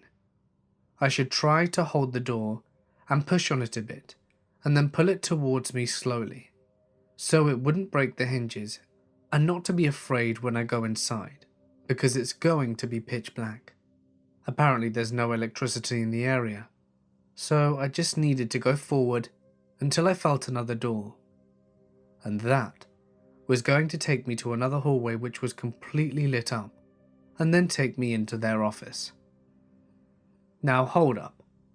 What kind of insane dumbass do you think I am to do this? I've watched too many horror movies to know that this is all kinds of wrong. The lady on the other side gave me a brief explanation of why the office was like this. Apparently, this was an apartment complex built in the 60s, but it got really wrecked after the 77 earthquake, which killed quite a lot of people, because some of the pillars on the second floor were really unstable beforehand, so they had to close it, and no one has really done anything with it since. Since the casting company was really low budget, they couldn't afford to have a nice looking office, and to be in a good looking place, or at least a safe one. One thing I found sketchy is that somewhere in this conversation she said, "You're alone, yeah?" I thought this was a bit strange, as if she could see me somehow. Her story seemed legit though. I closed the door, opened the rotting door, and sure enough, darkness. I should point out that when I pulled the door towards me, there was a chair in front of the door, probably to block it from collapsing inwards, as it apparently swung both ways because of its state of decay. I activated my phone flashlight to look around, and it was just really empty. There were a few chairs in a corner, and a dirty white ragged looking tarp on the ground next to them. The door in the front had the same aspect of the rotting wood. I figured that they would at least renovate that one to make it look more appealing. I pushed the door gently, and it opened with a very loud creak. I think I should have pulled it, but this one didn't have handles either. Everything was still dark. I started questioning the system that they use and the fact that they're not professional. The lady told me that the hallway would be lit up, yet it wasn't. With my phone light still on, I scanned the room for clues as to where the office might be. I know how this must seem to you, listener. How did I not pick up on this incredibly sketchy situation? I'm just used to this. In the past, me and my parents didn't have light sources in our backyard. So whenever we needed something from the pantry, which also didn't have a light source, we would be in total darkness. This whole thing was getting on my nerves, so I deactivated my flashlight and decided to call the number again. As soon as I put my phone to my ear, and the light it emitted turned off, I heard a loud creak behind me. The sound of the rotting door I pushed out earlier getting back into place. I jumped at the sound and let out a sharp yell. I instinctively put my phone out, but the light the dial screen was emitting was too weak to see in front of me. "Hello?" I asked in a worried voice, but there was no response. But in a second I could hear the dial tone from my phone, and I hear a Nokia ringtone, the piano one, from the other side of the room from where the door had been closed. I stay silent for a moment, and the ringing stops. I have never been more horrified in my life. I crouched down and started moving along the wall to my left, as quickly and quietly as possible. I hear very faint footsteps coming from my right, but I couldn't tell if they're coming towards me. I formulated a very basic escape plan in an instant. I had a general idea of where the door was, and the footsteps seemed to be directionless. I took 2 coins of 50 bani out of my pocket and threw them at the corner of the other side of the room, and then booked it. I pushed on the edge of the door at first, because I ran too fast and had no idea where the door was, and I pushed against it to get out the room. I tripped because I was expecting no resistance, yet a chair was blocking the other side.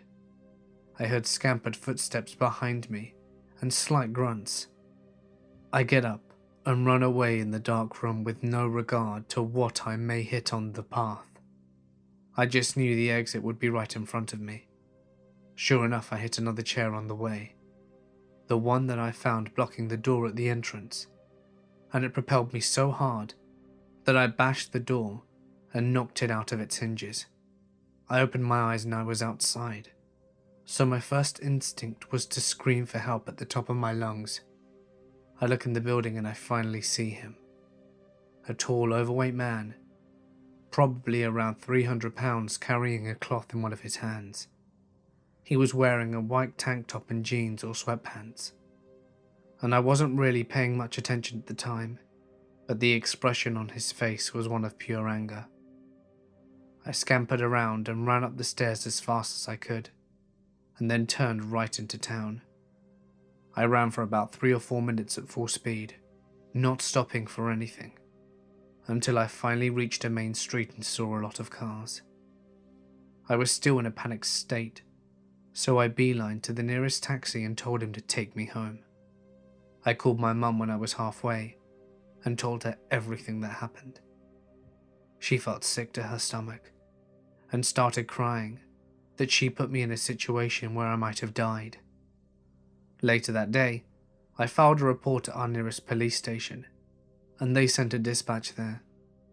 We were informed that they found traces of a few blunts, which had cannibal saliva and a double-edged razor on the ground. They also found a broken Nokia flip phone in the dirt outside. My parents told the police that if they find anything else, to please contact them. This has left me with some serious issues, as I know I feel very anxious whenever I go to job interviews. I only feel relatively safe if the location is in a very public place, and the interview is at rush hour. One man did this to me. By far, the worst New Year's Eve I've ever had. So kids, stay safe. And remember, your martial arts training doesn't mean shit when you're scared shitless. I was camping in Lake Tahoe with my family when I was 18. I stepped away from our camp for a few minutes to try and take a picture of this odd-looking pine tree. It had all the branches shaved off clean at one side. I had seen down the trail a couple of minutes away, and I followed the trail, but couldn't find this enormous pine I was sure had been there. I walked back and couldn't find the camp. Mind you, I was still on the trail. I was either walking in one direction or another, and we were camping right by the clearing that was in no way hidden. I walked back and forth for about 20 minutes and couldn't find anything remotely familiar. I had walked maybe a yard in either direction, trying to find the camp or anything that could lead me to it. I even took to yelling to get my dad's attention, but nothing happened. So I figured I'd return to my original starting point and wait until my dad came for me, but I couldn't find that either. It just seemed as if I were walking through invisible portals that sent me off different parts of the trail. After about 10 minutes of following this trail back and forth and ending nowhere, a little bit of panic set in. I noticed that the woods had become stupidly silent, not quiet, but silent and muffled, as if I were wearing earbuds. Then I heard the ocean, not the sound of water, but the actual thunder of big oceanic waves crashing against rocks. Only that sound and nothing more. Finally I panicked, and just booked it through the opposite direction. After a few minutes of running, I found myself in a familiar spot, and then I made my way back to camp. To me, the whole ordeal seemed to take about 30 to 40 minutes tops. My dad actually told me that I had been gone for 3 hours, and that he himself had walked after me and couldn't find me anywhere.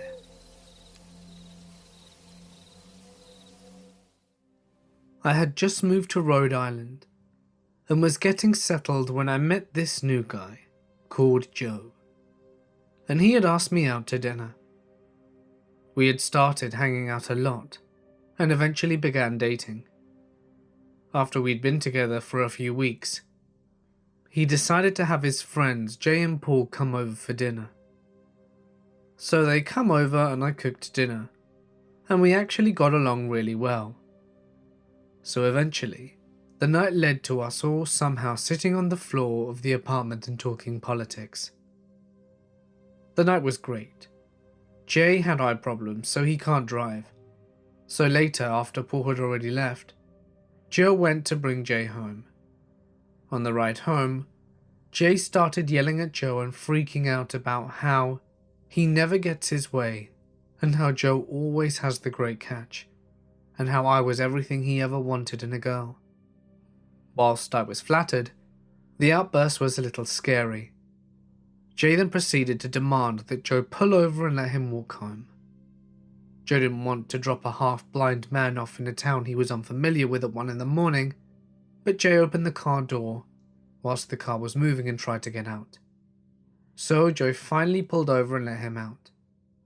Joe got all the way back to the apartment and told me what happened, and I felt awful knowing that he was wandering around the city, and Jay had already texted Joe telling him to leave him alone. So I drove out to find him, and he was 20 feet away from where Joe had left him, and I made him get in the car and took him home. So the next day, Joe tried talking to Jay about the previous incident, and they only ended up getting into an argument. A few weeks later, Jay called me. No idea how he got my phone number, as Joe said he didn't give it to him in order to apologize to me. The conversation started off fine, but then it got weird. He would go on and tell me how much he needed a girl like me, and how much he liked me, even in the first 5 minutes we'd met. He then proceeds to talk bad about Joe, who he had been friends with for over 25 years. They met in a camp for kids with eye problems, you see. And he would tell me about how all the girls Joe had been with, and how bad he was for me, and how I deserved someone like him instead. I told him how uncomfortable this all was, and we got off the phone.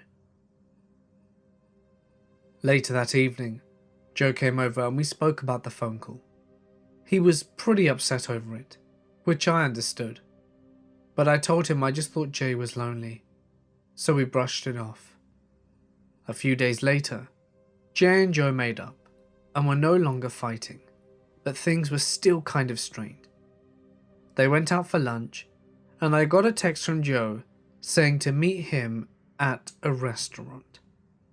When I got there, I find out that Joe never texted me, and that Jay had taken his phone and messaged me. It was weird and resulted in another fight. I went home kind of upset.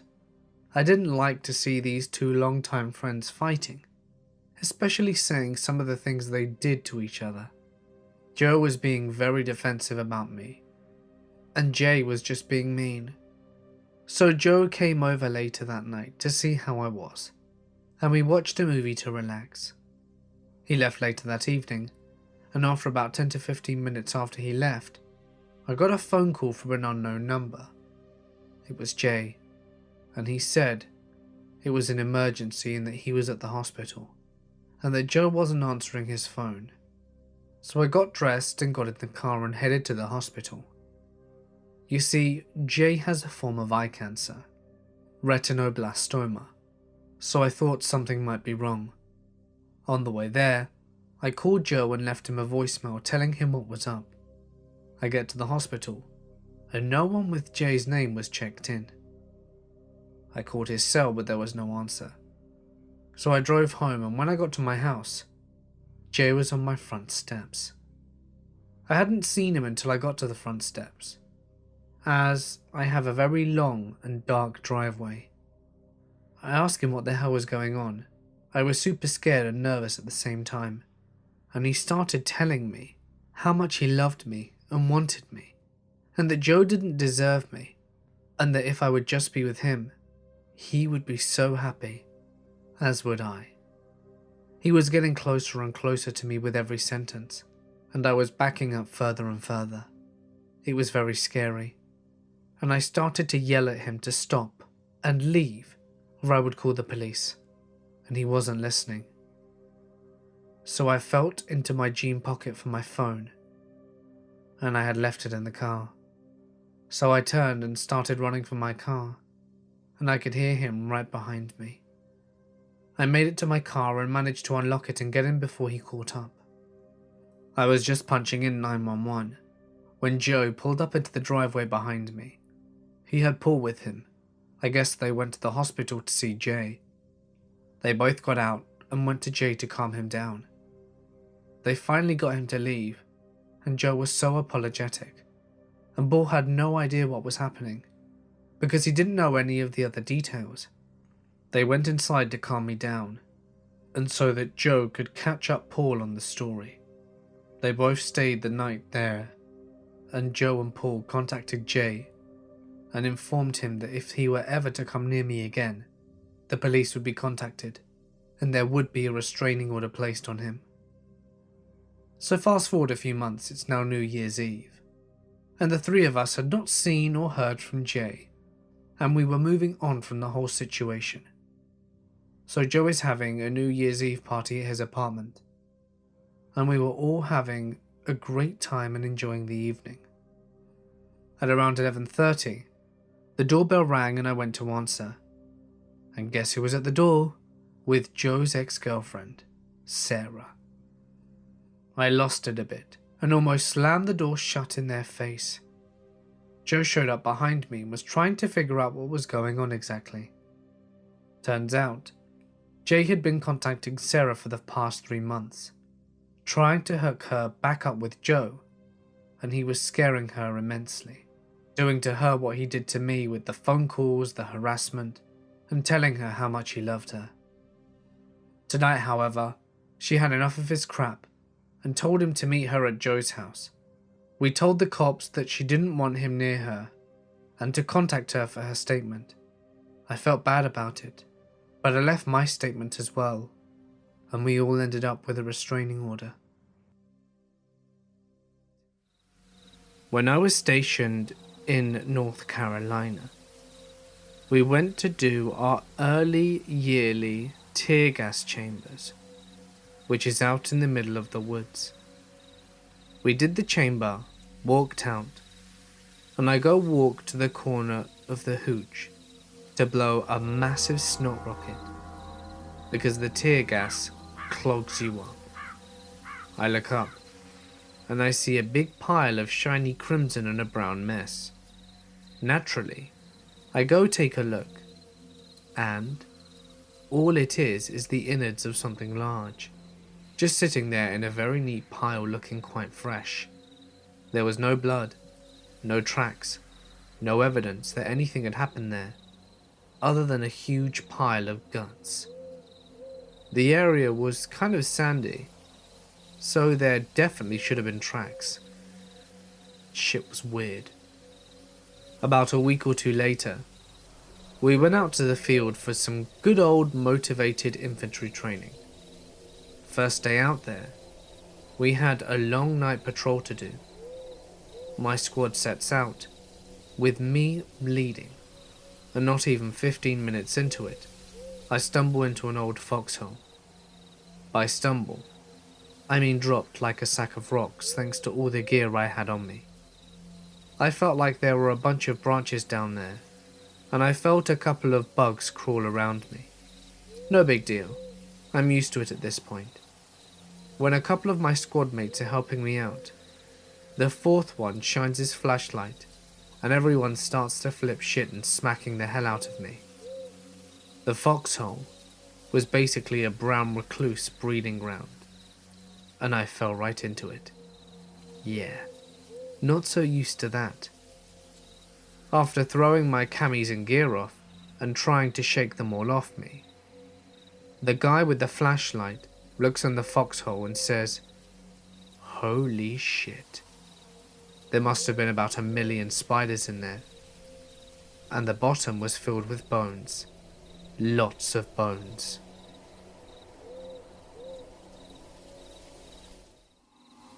Some buddies and I went camping by a lake one night. At about 1:30 a.m, we heard some rustling in the bushes, and just figured it was a rabbit or something. We went over to check it out, and found nothing. At about 1:35 a.m, a huge pickup truck that was lifted and blaring loud music drove by on a dirt road really slowly, shining a huge police-grade spotlight on me and my friends. The truck burnt out and kept driving, so my best friend and I decided to drive up the road to see if we could spot anything unusual about the truck. We get to the main road, and there are probably 7 or 8 cop cars, lights flashing, and 2 or 3 ambulances. We stop to turn around, and I swear, like a damn horror film, a cop pecks on my window with his flashlight out of nowhere, and he asks what we're doing. We told him we were camping, and told him about the truck, and he says, "Well, you boys might want to camp somewhere else. We just had a triple homicide here, and we haven't located the suspect." Friend says, "So should we be scared?" Like a goddamn idiot, and the cop says, and I quote, "Well, I'm not scared, but there are 20 officers here and we all have guns." I said, "Yes sir," and tore off back down the campsite. Best friend called the rest of our buddies and told them to pack up gear and not ask questions, and that we had to get out. We literally threw 2 fully pitched tents in the back of one of our trucks and got the hell out of there. The cops located the killer about 30 minutes later, at our campsite.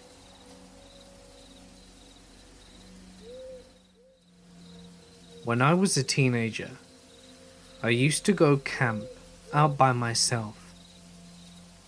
I had a spot that I liked, that was a few fences from my grandparents' house, out in the middle of nowhere. One of the places I cut through was a pasture full of cattle. Around cattle, especially cattle unfamiliar with me, I try to be very careful not to spook them, but otherwise cows are pretty easygoing.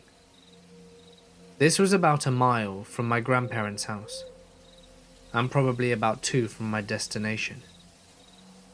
The one time I am thinking of, I slipped through the fence to find the cattle already freaked out. They were insanely agitated about something that I wasn't aware of. So, I stayed well clear of them as I went through the pasture. I had a good time camping that night and packed up next morning. As I went back to the pasture, however, there was this ridiculously bad smell. It smelled like a skunk had fought with something in a fertilizer barrel of shit, and the barrel broke apart. It was awful. I tried to look around for the cows to make sure that they were not going to be surprised when I found them. They were just gone. There were some bushes and trees though, so I thought they were just out of sight. I kept walking through the place to go home, and it smelled so bad I set down my stuff at the fence line and decided to investigate. Well, I found the cows. All of them were shot and ripped apart. Someone had carefully shot them in the head with a bolt gun and eviscerated all of them. They had also dug a shallow ravine and piled the bodies in. It was horrible. I hightailed it out of there to grab my gear, and my stuff was gone. As in, I set it right down here on this rock, and it was within eyeshot. A quick glance showed me that there was not anything ripped or fallen out. I think Usain Bolt would have not been able to catch me on my way home. I never heard anything else about those cows, and never went back to the old camp spot again. First off, you need to know that I live in a poor Eastern European country. In a big city but in a bad neighborhood. At least, that's what I've been told. I've never actually encountered any creepy individuals that would want to do any harm. Just your usual vandals and troublemakers. Never anyone serious. I am also still a teenager and live with my parents, but growing up in this environment, I consider myself to be quite street smart. At around 3 p.m, my dad left for table tennis practice, and I knew that he would be back around 8. And coincidentally, my older brother and mother left to help out one of my friends clean up their place after the New Year's Eve party. I should have probably come along, but honestly, I felt quite sick and hungover after yesterday's festivities. That was probably the luckiest I've ever been. So all of my family left except me. Naturally, I've been home alone before, so that doesn't really make me uneasy at all. So the evening goes on like any other.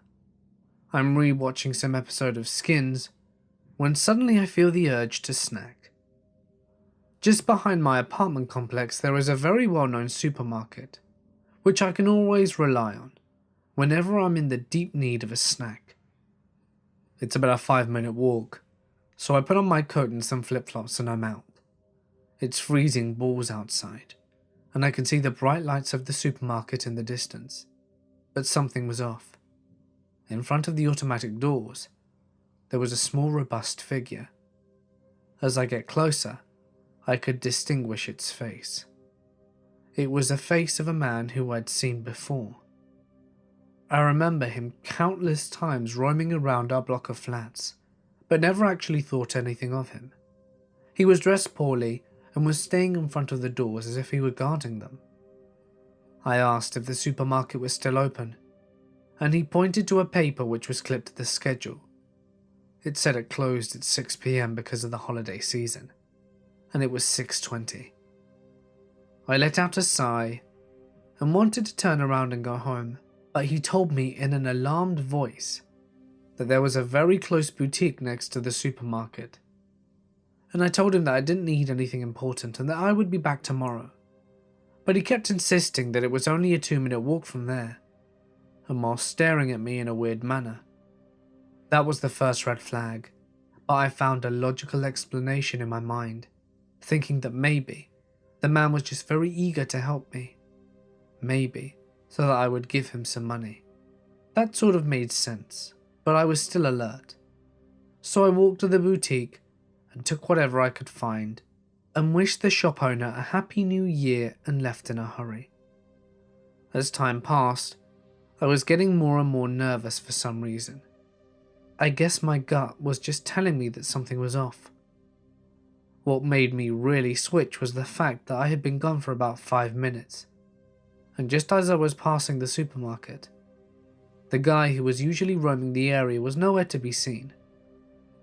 At that point, I started jogging towards my apartment, all the while trying to calm myself and imagining plausible explanations as to why the guy was not there anymore. I get to the bottom of the stairs of the front door, and in the distance, I notice a tall dark figure entering the elevator, and at the same time, almost as if it were planned, the automatic lights switched off. I desperately ran towards the interphone and clumsily got my keys out to open the door. As I ran to the elevator, it was still running. I live on the 7th floor, and I could see it go all the way up when it stopped at the 5th. I let out a big sigh of relief, but was still skeptical, so I took the stairs. As I was walking up the stairs almost laughing, I noticed that above me, the light on the 6th floor was turned on, so that was a bit strange, and I kept on walking. And then the light on the 7th floor was on. I stopped, looked above, and hoped that whoever it was would go to the 8th. A minute passed, which felt like an hour, and the light on the 7th floor was still on. So I decided to take some action, and I ran all the way up to my floor and saw something that would almost make me pass out. The tall dark figure was kneeling on my doorknob, trying to, what I presume was lockpick my door. In these kind of situations I rarely get angry. I just want whatever was going on to stop.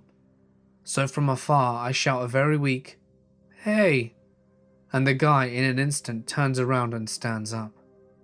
I see him for a split second and he looks terrified. Long black trench coat, a hat and leather gloves. He smiles at me and reveals his yellow unkept teeth. He smiles.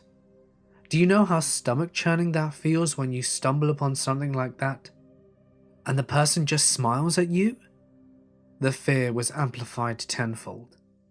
I was shitting my pants and to my surprise, the man took off running. Before he reached the stairs, he mumbled a sorry and got away. I was still in shock. I couldn't follow him or call the police, or even move for that matter. I easily got into the house of my apartment and noticed that a pin was still stuck in there. Yep, he was definitely trying to get into my house.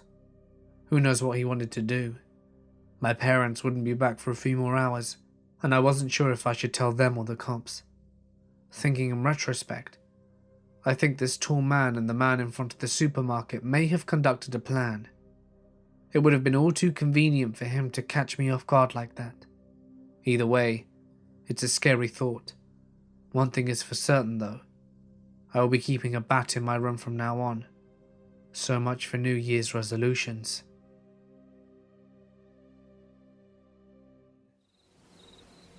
August 18th, 2016. I started a trip on the Allagash Waterway with my Boy Scout troop. We are located in Hampton, Maine, which is a fair distance south of the waterway. We started our trip in a small brook that led into Eagle Lake. It was my first time on the Allagash, and being the only rookie, I was placed with the most strong and experienced paddler, Connor. Our canoe was almost always in the middle of a group, which meant we had to keep good pace, and my arms were getting tired quickly. In the woods on the bank of Eagle Lake sat 2 steam engines, the ghost trains of Allagash. The real story behind it had nothing to do with ghosts. The Allagash was a popular waterway used for logging, and after the logging stopped, the 2 locomotives were left to rust and break down. It was a really neat experience to see those trains, even after their glory days. For nearly an hour, we climbed on those trains, a little wary of the rust and weak points where the train had been eroded away, and soon enough, we proceeded to make our way across the lake. After paddling for another long while, we decided to line up our boats and motor across the rest of the lake. Our canoes formed a giant fiberglass snake that travelled slowly but easily. I even began to doze off, only to be awoken by a sudden jolt. The boat in front had stopped, causing us to crash up against it. The scout in the stern seat turned. Watch it. He shook his paddle above his head, splashing me with the grimy lake water. We all resumed paddling, and not long after we reached our first campsite. I set up my tent that I was sharing with my friend Aaron, and, without even waiting until dinner, I fell asleep. The next morning came early. It was 5:30, and I was up packing away the tent. Aaron, after arguing with me, was now sleeping in the wet grass. I skipped breakfast and immediately went to packing my canoe for the trip ahead. The day was normal. We just paddled along until we reached the Chase Rapids, where we unloaded our gear into a trailer and then rode down the rapids in our considerably lighter canoes. We then stopped for lunch and continued down the river towards our next campsite. But that night got weird. We all sat on the banks, watching and shooting stars whizzing through the sky. The lack of light pollution allowed the night to show its true colours. Mixtures of purples and pinks and blues blanketed the sky, with millions of stars piercing through it. At near 10 o'clock, everyone retired to their bedrooms, and snoring commenced. I stepped outside my tent, debating whether I should risk waking Aaron and facing his wrath, or just joining someone else's tent. I turned, looking for a tent that would be big enough for 3, when I noticed something. There was a star that appeared to be moving, not fast like a shooting star, but slowly and growing in size. I stood in shock as the star stopped, hovering almost directly above me. I reached up, expecting my hand to go through it, like a beam of light, but the star was solid and ice cold, as if I had just rolled out of a freezer. I could now see it was more of an oval shape glowing white. A large beam of light surrounded me, and I felt a strange tingling sensation in the back of my neck. I felt myself being lifted from the muddy ground, and I could feel my body being absorbed into the oval like a water in a sponge. I found myself in a dark room, and a thick mist filled my nostrils and mouth. It stung my eyes and lungs, and my entire body went numb quite quickly, and I blacked out. I awoke in a room that was completely white. It was entirely well lit, but I couldn't identify a light source. My ears were ringing, and my eyes were straining painfully. I was laying on a slab made of cold metal, and I was staring at the ceiling. I was paralyzed and cold. The ringing in my ears got worse and worse until it was nearly unbearable. Out of the corner of my eye, I saw something that haunts me to this day. Sliding slowly towards me was a hideous creature. It was completely brown with a large head. 2 large black eyes were bulging from its face. It had 2 pinhole nostrils, and beneath them, multiple folds of skin that may have been covered by some kind of mouth. The monstrosity had an arm protruding straight from its chest region. At the end of the arm was a large hand that included 4 fingers. When compared to a human hand, I would say it had 2 thumbs and 2 pointy fingers. The fingers were pointed straight out. I later found out that they bent into a knuckle on one hand. It had 4 long, thin legs that dragged behind it, and it moved towards me. As it approached me, the ringing got progressively worse. As it slowed and leaned over me, I saw that in its hand, it held a long needle-like tool. The creature put the needle in my mouth, and that's when I lost all consciousness. When I awoke, I was laying in about a foot of water in the shallows of the lake, and I couldn't remember a thing. We paddled all day as if nothing had happened, and it wasn't until that night the memory came back. One of the leaders told me a story about aliens, and then everything became clear. I don't have any intention of going back into the woods ever again. In 2008, I was in 9th grade, and Facebook was really blowing up.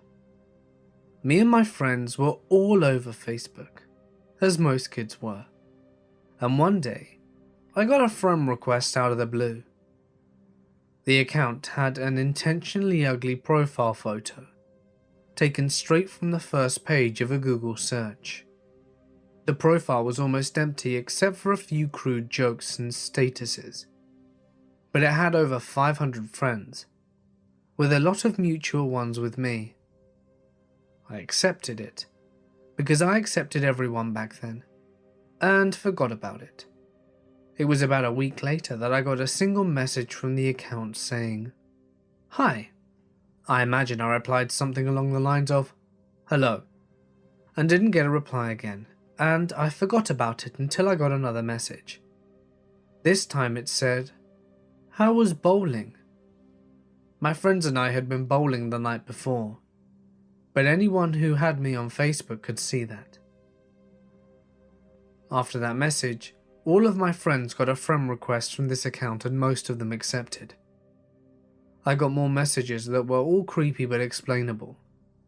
They'd be like, "I like your shirt," straight after I posted a picture of myself. None of this bothered me, and I just laughed it off because it was all information I had chosen to share on the internet. That was until I started to get messages like, "When's your mum back? What did you get from the shop?" After I'd been out, I assumed it was one of my neighbours watching me, until my friends told me that they were all getting similar messages, and that they were getting worse. They started to get worse for me as well. They included photos of my parents' car parked outside restaurants and shops, and one close-up of the house number at my door. My friends got stuff like photos taken of family members' profiles, and Google Earth screenshots of their houses, but nothing as bad as what I was getting. The creepiest thing I got was a photo of me outside of my school. It was clearly taken from the driver's seat of a car because you could see the passenger door. Neither me or my friends ever told my parents about this. I guess we thought we were old enough to handle it ourselves. Around this time, I got a BlackBerry for my birthday, and at the same day, I got a text from a 5-digit number saying stuff like, "Guess who?" and "New phone?" They were using one of the old websites to text for free. They continued for about 3 weeks, and then I told my mum I was getting prank calls and she got me a new SIM, and they stopped for a while. This is when it started getting a lot weirder. So I started hanging around with this kid who I knew from school, and he'd been to my house a few times with other people, but we'd never just hang out the two of us. We would get the train into the city and just explore and usually end up in the park that's part of a shopping complex. We met with this group of people our age a few times, and they were in that park regularly. I really hit it off with a girl named Beth, who was part of that group, and we'd talk for hours. I asked her to add me on Facebook, and we searched my name on her phone, and when she found me, her face dropped. We only had one mutual friend. Guess who? She told me she'd been getting really weird messages about her and her friends for a few weeks around the time we met. For a few minutes, she was convinced it was me, and started getting mad until me and my friend showed her the messages we were getting. We kind of bonded over it, and she texted me and called me whenever she got a message, and eventually we got pretty close and sort of went on a date. We went to Nando's and walked in a park on the outskirts of the city. Really nice in the summer. Then we went to my house and hung out for the rest of the evening. We lost track of time and it was around 11 PM, and my mum didn't want her walking to the train station at this time, and wasn't sure she'd even make the last train, so she offered to drive her home. We all got into the car and got to the toll tunnel that took us into the city. My mum said she was sure the car behind us had been following us for the past 2 miles, and this kind of freaked me out, but I didn't say anything. We lost the car in the tunnel, got to the city, and made sure Beth got home safely, and drove back through the tunnel. We stopped at a McDonald's a stone throws away from the tunnel, so that my mum could get a coffee, and I think I got a McFlurry. And we were pulling out of the car park and I saw the car behind us, and I was 100% sure it was the same one from earlier. My mum didn't notice, but it definitely followed us from McDonald's all the way to our neighbourhood, then turned up a different street right before we turned onto ours, but I didn't say anything. It had been a long day, and I went to sleep straight away. The next day, I woke up to about 15 messages saying some really messed up stuff. They were quite malevolent, but they weren't threats. Hope you had a good time, dickhead. You shouldn't be doing what you were doing.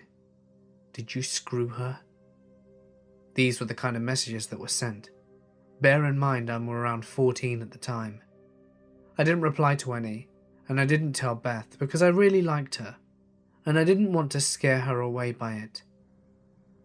She didn't say if she'd gotten any of the messages, but she did say about a week after that they had gotten a bit weirder, like detailing her dad's job. Eventually this person got my new phone number and started texting me daily. They'd detail where I was, who I was with, and what I was doing. I made sure there was absolutely no way this information was being shared on social media. My phone's GPS was always off, and I rarely uploaded photos of what I was doing. If I did, then I'd wait a few hours before I uploaded it. By this time, most of my friends had stopped getting the messages, but it was just me, Beth, and my friend Kyle. Me and Beth dated for a few months, and then we made it Facebook official. I got a lot more texts. Most of them were blank, but they were all sent from that 5-digit service number.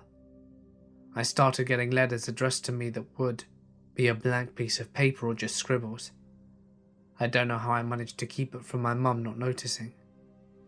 Beth and I broke up, but remained really good friends, and it had been just under a year since the first message, and then everything, the texts, the calls, the letters, they all abruptly stopped. Beth and Kyle and I didn't get anything either. The Facebook account was deactivated about a month later, and to this day I couldn't figure out who it might have been. I've eliminated all of my close friends. I feel pretty stupid for not telling anyone about it.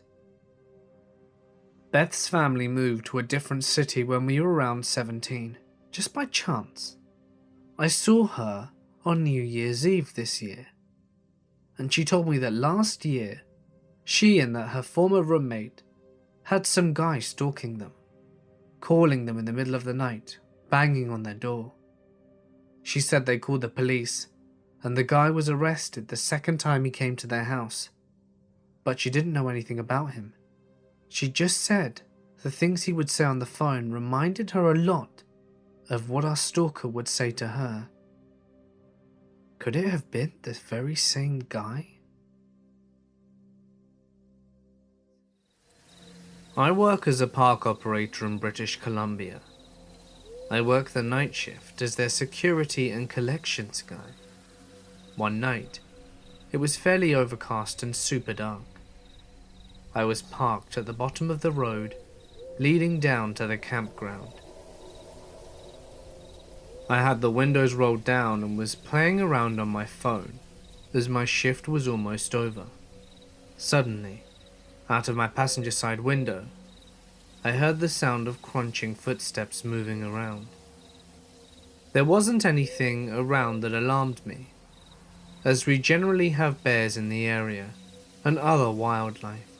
I just kinda listened, as whatever it was walking around quite lightly, on edge about it. Then the sound started to pick up pace, like it was running directly at the truck. It's pitch black, and I've got my hands up ready for something to jump through the side window of my truck out of the darkness. But just before I was sure it was going to make contact with the side of the truck, it just goes dead silent. So I said no thanks, and started up the truck and zoomed up to the cabin to get away from whatever was going on there. So I'm already on edge to the max. I'm just thinking, lock the gate and go home. Yep, just lock the gate and go home. Well, prior to me leaving in my personal vehicle, I have to put the parked truck keys away in the shop, inside this fenced-off compound, which is just so conveniently unlit. So I whip out my cell phone, turn on the crappy LED, and started my way over to the shed. I'm trying not to freak myself out, but any little tick and leaf crunch just has me jittering at this point. I walk through the compound gate, and as I'm walking by the sort of motorpool area, I hear this horror loud screech, like an alarm triggering on. At this point, my body went into fight or flight, fists in the air, half about to crap myself. The sound persisted, and I recognized that it was the sound of golf carts when they are in reverse. But generally you'd know if you left that on, because you'd hear the sound on when you parked it. So now my mind is thinking, okay, what the hell turned that on? So I sneak over there, slowly, towards the horror sound, scanning with my phone light scared out of my gourd. I run up really quickly and pull the reverse lever off, while half expecting it to be some sort of axe murderer trap from a movie. But nothing. I literally tossed the parked truck key at the shed and ran for my truck. Started it up, turned on every single road light and backup light that I had, and locked the gate faster than I've ever done before. I even pathetically checked my back seat to make sure that my safe place didn't have anyone hiding in it. Trying to reflect on it does make me uneasy. Working in parks is great, but geez, the night shift can be really creepy. I had just left the West Coast to go to a college in Missouri. In my second year, I started dating a guy who was in the police academy. When he graduated, he ended up being a guard for the South Center Correctional Prison. He was older than me by almost 10 years, and early on I saw a red flag which I sadly ignored. Red flags like how he got a 16-year-old pregnant the previous year and had a son that he never wanted me to meet. And another flag would be when he would start bar fights if I talked to any other guy. Before I went home for Thanksgiving, he bought me a golden lab puppy, who I named Roxy. He kept the dog whilst I flew home, and my parents and I decided I was going to move back to California and finish college because the small Midwest was not my scene.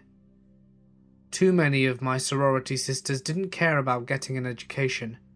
Rather, they would start dating a guy and lie to them about being on the pill in hopes of the trap into marriage when they got pregnant. When I told my boyfriend I would be returning home at the end of the year, he went ballistic. I mean really crazed. He would call me non-stop, yelling and then crying and then threatening. And he threatened that if I didn't come home, he'd kill the puppy. When I returned, I asked where the dog was, and he said that she got sick and died.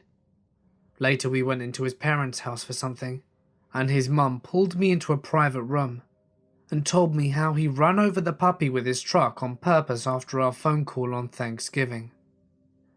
A few weeks later, after final exams, my mum flew down to help me pack my car and to be shipped home. On the last night, my boyfriend came by my hotel for our goodbyes. He had tried everything from proposing with an ugly, cheap-looking Marique diamond ring, with my response being, "Did you get it from Walmart?" Where he said, "What does it matter if I did?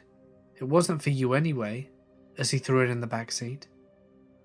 I was firm in saying we could try long distance, but I was moving home and was done with Missouri.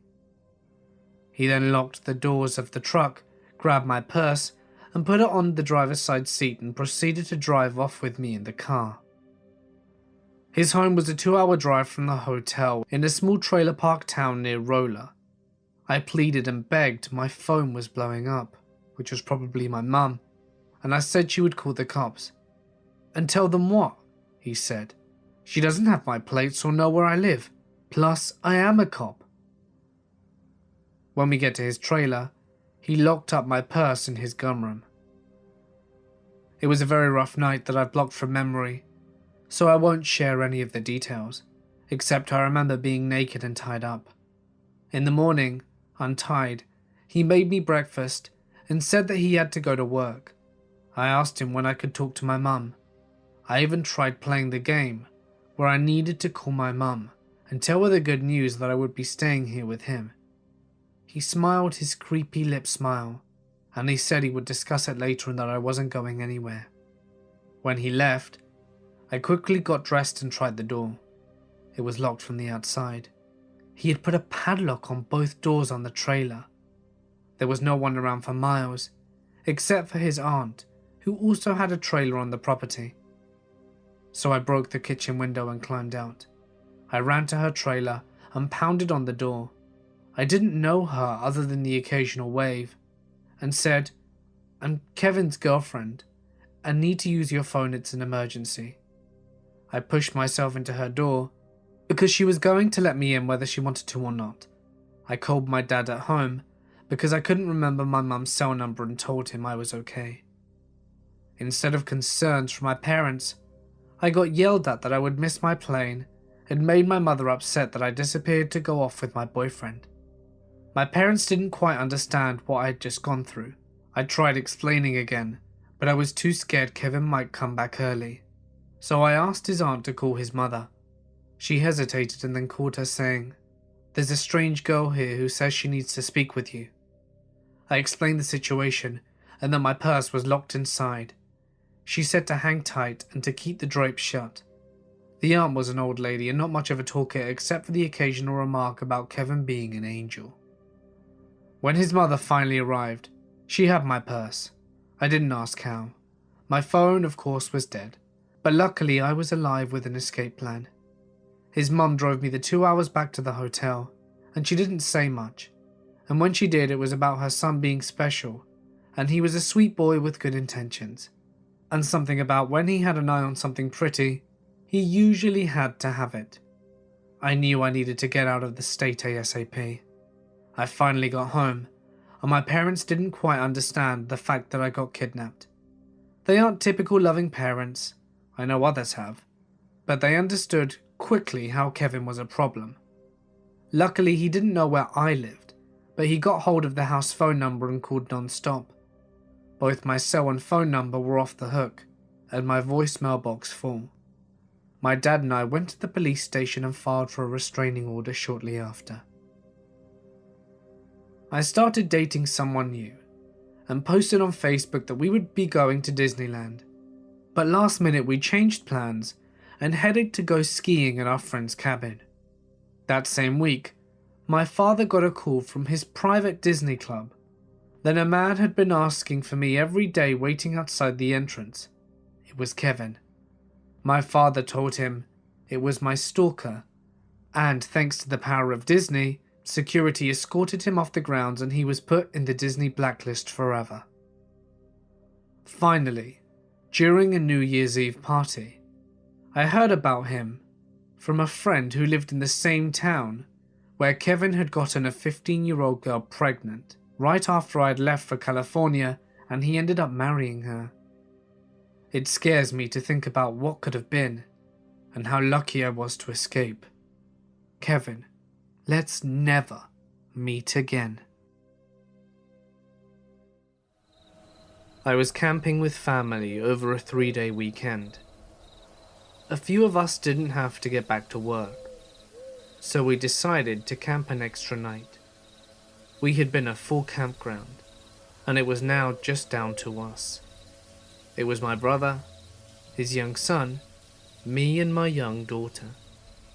At about 3 a.m, my daughter woke up and said that she needed to go to the bathroom.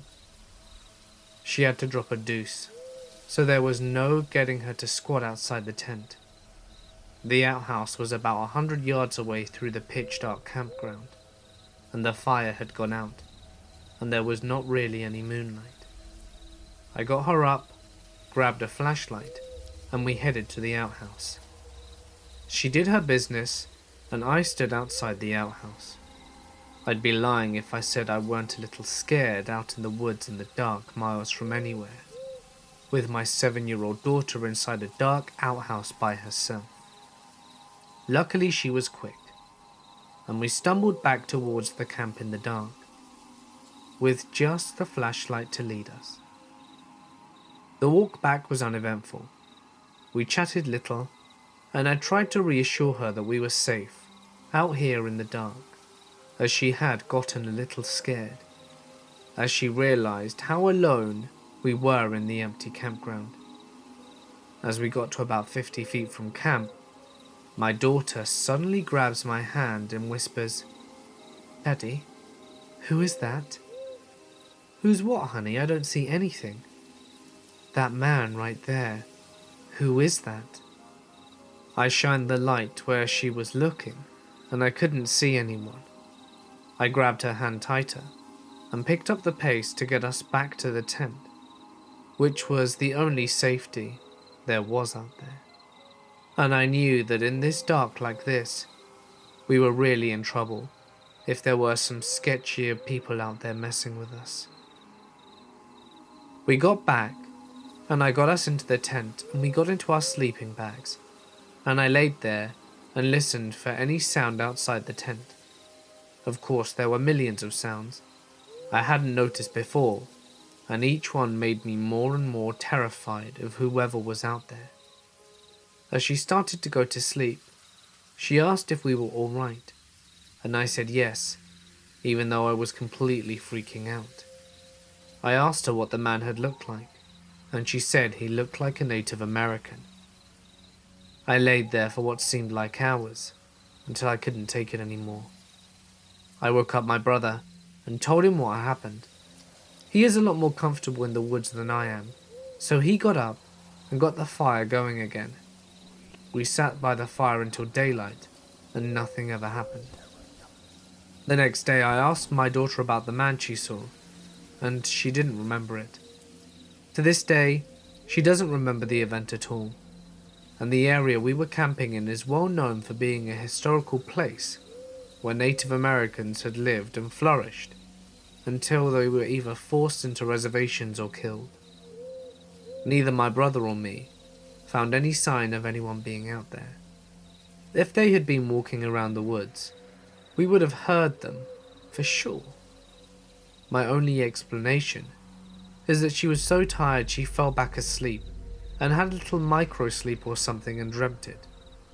But to this day, it still creeps me the hell out. A few years ago, we went on a church trip to one of our favourite concerts that runs on New Year's Eve to celebrate the new year. Not only is it concerts, it has all kinds of other events and things to do besides music. We decided to go super last minute, so a lot of the hotels in the area were of course fully booked, and we ended up staying in a rinky-dink little roadside motel, about 30 minutes away from all of the events, which was pretty much in the middle of nowhere. The entire place was sketchy and made me feel uncomfortable, but I felt like we could deal with it. So we were separated, with boys in one room, girls in another, and then chaperones in a different room. We girls get into our room, and the first thing we notice is a back door. What kind of hotel room has a back door? The chaperones staying next to us insist that the door is sealed shut, but still let us know that if anyone were to knock on it, not to hesitate, to bang on the walls to let them know that something was wrong. No sooner than 5 minutes later, one of the guys comes into our room and, jealous of our back door, throws it open, proving that it was not sealed shut as we were told. We locked it and went about our business. Later that night, we get back to our hotel and our chaperones tell us to lock the doors because there were men sitting outside drinking, very obviously drunk, that were catcalling us on our way back to our room. I didn't think much of it and slammed and locked the door, which the young girls in our room decided it would be completely okay to always answer without looking first, because, well, why would they be knocking on our door if they didn't know us? Not okay, and I had to explain to them that you should always look to see who it was before opening the door.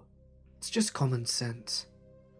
So later that night, I was woken up by an odd sound, almost like a tapping.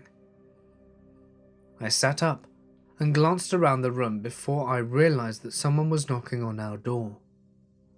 I very quietly got out of bed, careful to move as silently as possible, and went to the door to check the people, thinking that perhaps the chaperones were doing some weird late-night checkup. No sooner than I glanced out, a hand slowly covered my peephole to hide 2 of the men that had been drinking outside earlier, and my heart started racing. I slowly got back to bed, trying to stay as quiet and as calm as possible as the knocking continued, only to see a shadow move out of the corner of my eye and realize that there was someone standing outside the back door as well, barely visible through the blurry tinted window. One of the girls I was with woke up too. Confused, she looked at me, and I used my phone to explain the situation silently, and we both waited terrified as we watched the shadows through the window and hoped that they would go away. At some point we both managed to fall asleep again, but when I left the room in the morning, there was a paper on the ground in very shaky handwriting. Seeing your pretty eye was enough. I can still remember that note perfectly, even after I shredded it and flushed it down the toilet to avoid anyone finding it. I was young and stupid. Looking back now, I know 100% I should have gone straight to a chaperone and told them what happened. It could have been a very dangerous situation, and I'm extremely grateful that I had woken up, rather than one of the other young girls that would have maybe opened the door without checking. And also grateful that I like to triple check the doors to be sure they were locked. However, at the same time, it also didn't seem like a big deal to me. Nothing came out of it besides extreme paranoia for a while. But all in all, the only long-term effect was a permanent fear of roadside motels.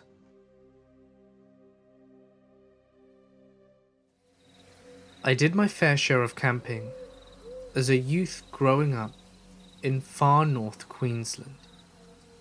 We do it as teenagers to go pig hunting on big old farms on the tablelands. The farmers would pay us good cash to shoot some kangaroos and wild pigs, which can get into their crops in there. Anyway, me and 3 friends were doing a bit of pig hunting on a school holiday. We'd been out there for 3 days already, and had 2 more to go. Bagged a fair share of roos with the farmer, who would pay us good money for them. So we were all having fun, enjoying the freedom of being young youths. To give you perspective, this particular farm was huge. Off-road driving could easily take more than 3 hours to get from one side to the other. It was really remote, and often you didn't feel that you were just on a farm, but someone's private land. The farmer told us that we were the only folks camping there during that time, so to be wary of any strangers we came across that shouldn't be there. On our second to last night, we set up camp near a lot of trees, reasonably close to the river. Nice little flat sandy area, perfect for campsite. We built a fire and settled in for the evening. We had a car radio, busting out some random tunes from a radio station that we picked up. We were talking shit around the fire and doing a little bit of drinking. That night's getting close to midnight. We turned off the radio and started to settle down, just talking shit about going back to school. And that's when we heard some voices. We're talking beautiful female voices, kind of singing off into the distance, kind of drifting on the wind. At first I thought I was imagining it, but my friends all went silent, and we listened to these voices that sounded like they were singing. There was a long pause of us looking at each other like, what the hell are we hearing? The voices were coming far off in the forest near our campsite, but close enough for us to kind of hear laughter and generally very nice singing. One of my mates is Aboriginal, and I shit you not, he went as white as a ghost. He's dark-skinned, and he seriously looked white in the dark. I asked him what was up, and he told us whatever we do not go to check out those voices. Aboriginal folk have a lot of stories of these very long, slender type people that live in the bushland, and they'll sing and talk to hikers and campers to lure them off the main tracks. People used to go missing way back in the Aboriginal history, so the elders would always warn the community not to listen to the voices.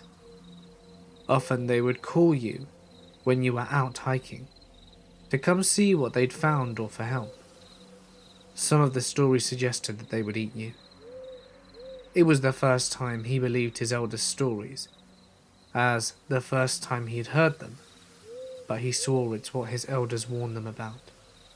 Very, very nice voices sounding quite inviting. He seriously believed this. Me and my other mates were a bit disbelieving. We thought some young girls must have been out there having some fun camping with a bit of drink and were considering going out. As we were discussing it, the voices seemed to get closer, and my Aboriginal friend told us not to speak to them and stay by the fire. He literally threw more wood on the fire just to make it brighter. We started getting pretty tense. The voices were around our campsite for about 30 to 40 minutes, easily within 50 meters of us. Now very clear, beautiful sounding voices, and sometimes, I swear to God, I heard them say, "Come join us," but they went away. Next day we looked around the area and we couldn't find any tracks at all. No fire pit, no signs that anyone had been around the area at all. Nothing. We were pretty experienced at tracking animals, and people make big ass tracks.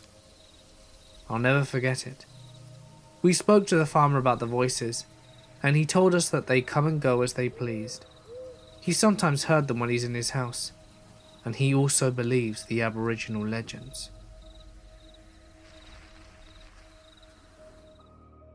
Hey guys, it's Mort here, and thank you so much for listening. I hope you enjoyed this installment of Scary Stories in the Snow, with surely more to come very soon indeed. If you have a topic that you would like to see in an upcoming video, be sure to drop it in the comments section so that I'll see if we can put it into a future video. Be sure to smash that like button as well and subscribe to not miss any of my latest content. If you'd like me to read your story in my channel, send it to my email or share it to my Reddit, which can of course be found in the description. Just please make sure to include as much punctuation and descriptive language as possible to maximize the chances of it being read in future. But anyway, for now guys, I'm going to sign off. Stay awesome, and I'll see you in the next one.